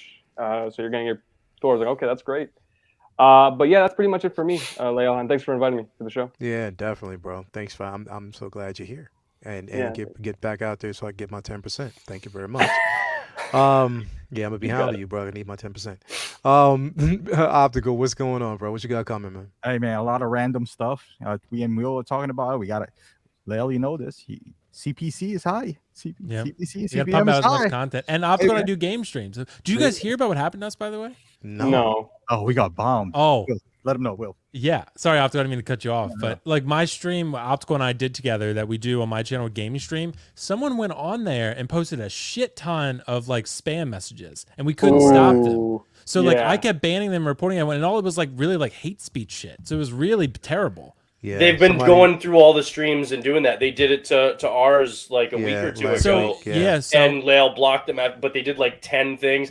I've seen and they kept coming. At least 5 other streams where they go on and say like anti-Semitic or racist stuff. It was anti-Semitic racist shit. And like I was, but the problem is you ban one, then 10 more pop up. So like from different accounts. So like it was just like we couldn't stop them. So I changed the settings on YouTube to hopefully prevent that. But it's the really shitty thing is too that it's happening in this on these streams. It's happening on these collecting streams, like on this channel and on several others that are all about collecting and stuff. And it happened on your gaming stream, but you guys are in this. So it's like unfortunate, but it's somebody in the collecting community. It's somebody that is unfortunately watching these streams, likely, a part of the Facebook groups or something that is doing something like that. So guys, please. We're all gonna need I'm getting moderators for my live streams now, like Justin does. So Leo, we might, I don't know, at some point, but I already talked to Toya about it. We're gonna, kind of partner up to do that. We shouldn't have that. Shouldn't be a thing. It just shouldn't be. Sorry, Optical, go ahead. Definitely. But it was crazy. Yeah, I got scared for a little bit there. I'm not gonna lie. I cried. Well, he commented and said he had my address. I was like, okay. I don't know. Ooh. Yeah. Optical's like just crazy, sitting in the shower, hugging his knees to his chest. I was crying. Yeah, I turned on. I could hear him on the mic. He was crying. Yeah, it was just like sobbing, and then after that, I just beat my meat. But That's normally in reverse order. After He usually cries after he does that. yeah, I just can't believe it. And then the bathroom gets clogged. But it's when hair, if there's hair in the never mind. Okay. Yeah. It's all KG about knows. the He manscaping, knows. man. It's all about the manscaping. Hey, you gotta do it. You gotta do it right. No, but yeah, I think our strategy is like every other day we're gonna release something to capitalize on the CPM. Then after that, I'm gonna go back to my once a month upload. Got you. Nothing wrong with that, man. So glad to have you here tonight, though. That's Thanks, the most man. Thanks for important having thing. me. Yep, beat the meat and all. Will Riley, butt naked ass, bro. What you got coming up, man? I do not have 87 streams in the next 3 days. That's for damn sure. Mm-hmm. I will be smoking a big turkey tomorrow. That's my plan. I'm going to be cooking a bunch of food and just relaxing. I finally have I have 2 figures coming in the next couple of days. Actually, I have finally the SSR Hush Batman. Nice. And then another one, which unfortunately I'm not that excited about. Not because it's not a great figure to have, but just because Doc doesn't come out for another year. But I've got Marty coming. Sons of bitches. Okay. Sorry, I'm watching my Sixers play Golden State right Opticals now. Bulls that's lost painful. too. I already Golden State. Yeah. Yeah, they playing Golden State. Yeah. Ryan R. I do not smoke bongs. Actually, I'm a whiskey guy. I'm Is not Ben really a Simmons weed back, guy, Leia, or but- is he not playing? He's still not back right now, bro. There's still issues with it. You don't want to play. It's just him and his.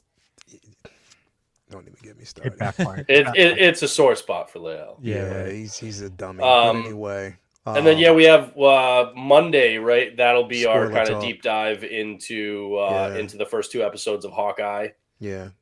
Which I absolutely loved, by the way. Thought it was great. And yes, somebody asked earlier, I do think we will see figures out of that. And 100%. I cannot wait for those. Definitely. I already said I'm probably going to buy 2 Hawkeyes so I can have one with my OG Avengers Oh, yeah, right. setup. But yeah, I'm pretty much just in holiday weekend mode. My wife and kids are home for the next 4 or 5 days, so it's nice to just kind of chill, relax. Not have to really do too much work wise and stuff. So that's pretty much it. It's that, and gonna watch some good kind of comic book movies. Maybe watch some Star Wars, a little Rogue One, and just actually, I gotta finish Arcane on Netflix. Amazing animated show. You guys should all check it out. No doubt. I heard it's great. Yeah. The art style is phenomenal, but yeah, the show is really, really, really good. Yeah. Definitely worth a watch. Yeah. And actually, I haven't watched Rob's movie yet, but I got to do that, so I might do that this weekend. I've been watching Tiger King too. It's pretty good. Yeah. I never watched the first season, so I It's like trashy TV, but it's entertaining. Yeah. Yeah, it's the guilty pleasure, it's like back in the day when people watch like Maury Povich or something. It's like the equivalent of it's that. like that. Yeah. I do a 90-day fiance, so I don't know. It's crazy.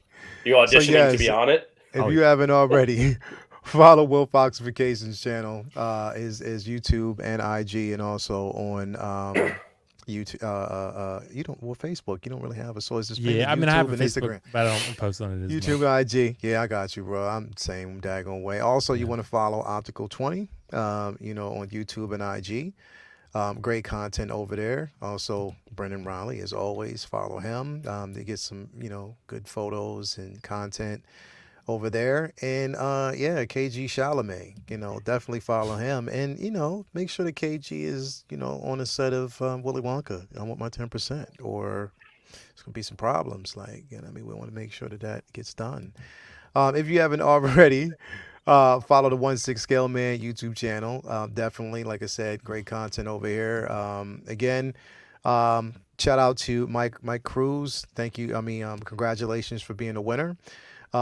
Again, yes, we'll be streaming the next couple of days. Also, on Sundays will be the debut. This Sunday around 6, I believe, 5:36, I believe, something like that. Probably around 5:30, I believe, will be the debut of the Take Your Position live with Iron Logan. So we'll actually we'll be posing the Hawkeye figure and just creating some great stories with that. Endgame? So tune in. Yeah. In-game, Hawkeye. So just stay Nice. tuned for that. You can tune in and get some tips. We'll be going through those figures, and yeah, it'll be the first time we'll do a live show on that. And of course, I'll be on Will's show later on that night.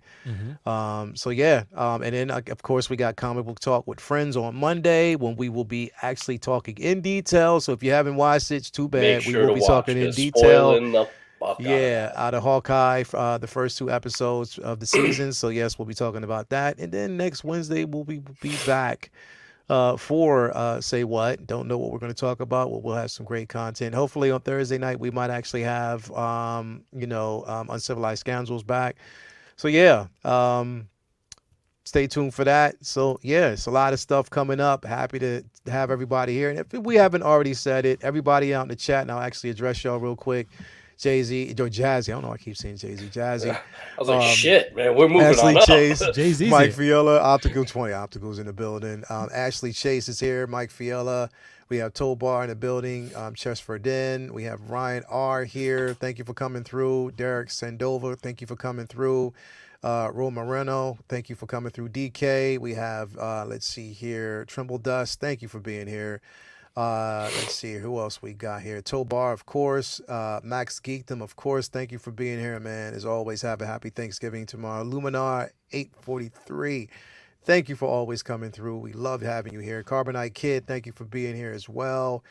Let's see here. Riley Ramirez. Let's see who else we got. We have Wolf Foxification a couple times throughout the chat, as well as Optical and everybody else. Izzy is Juan. Thank you for coming through here.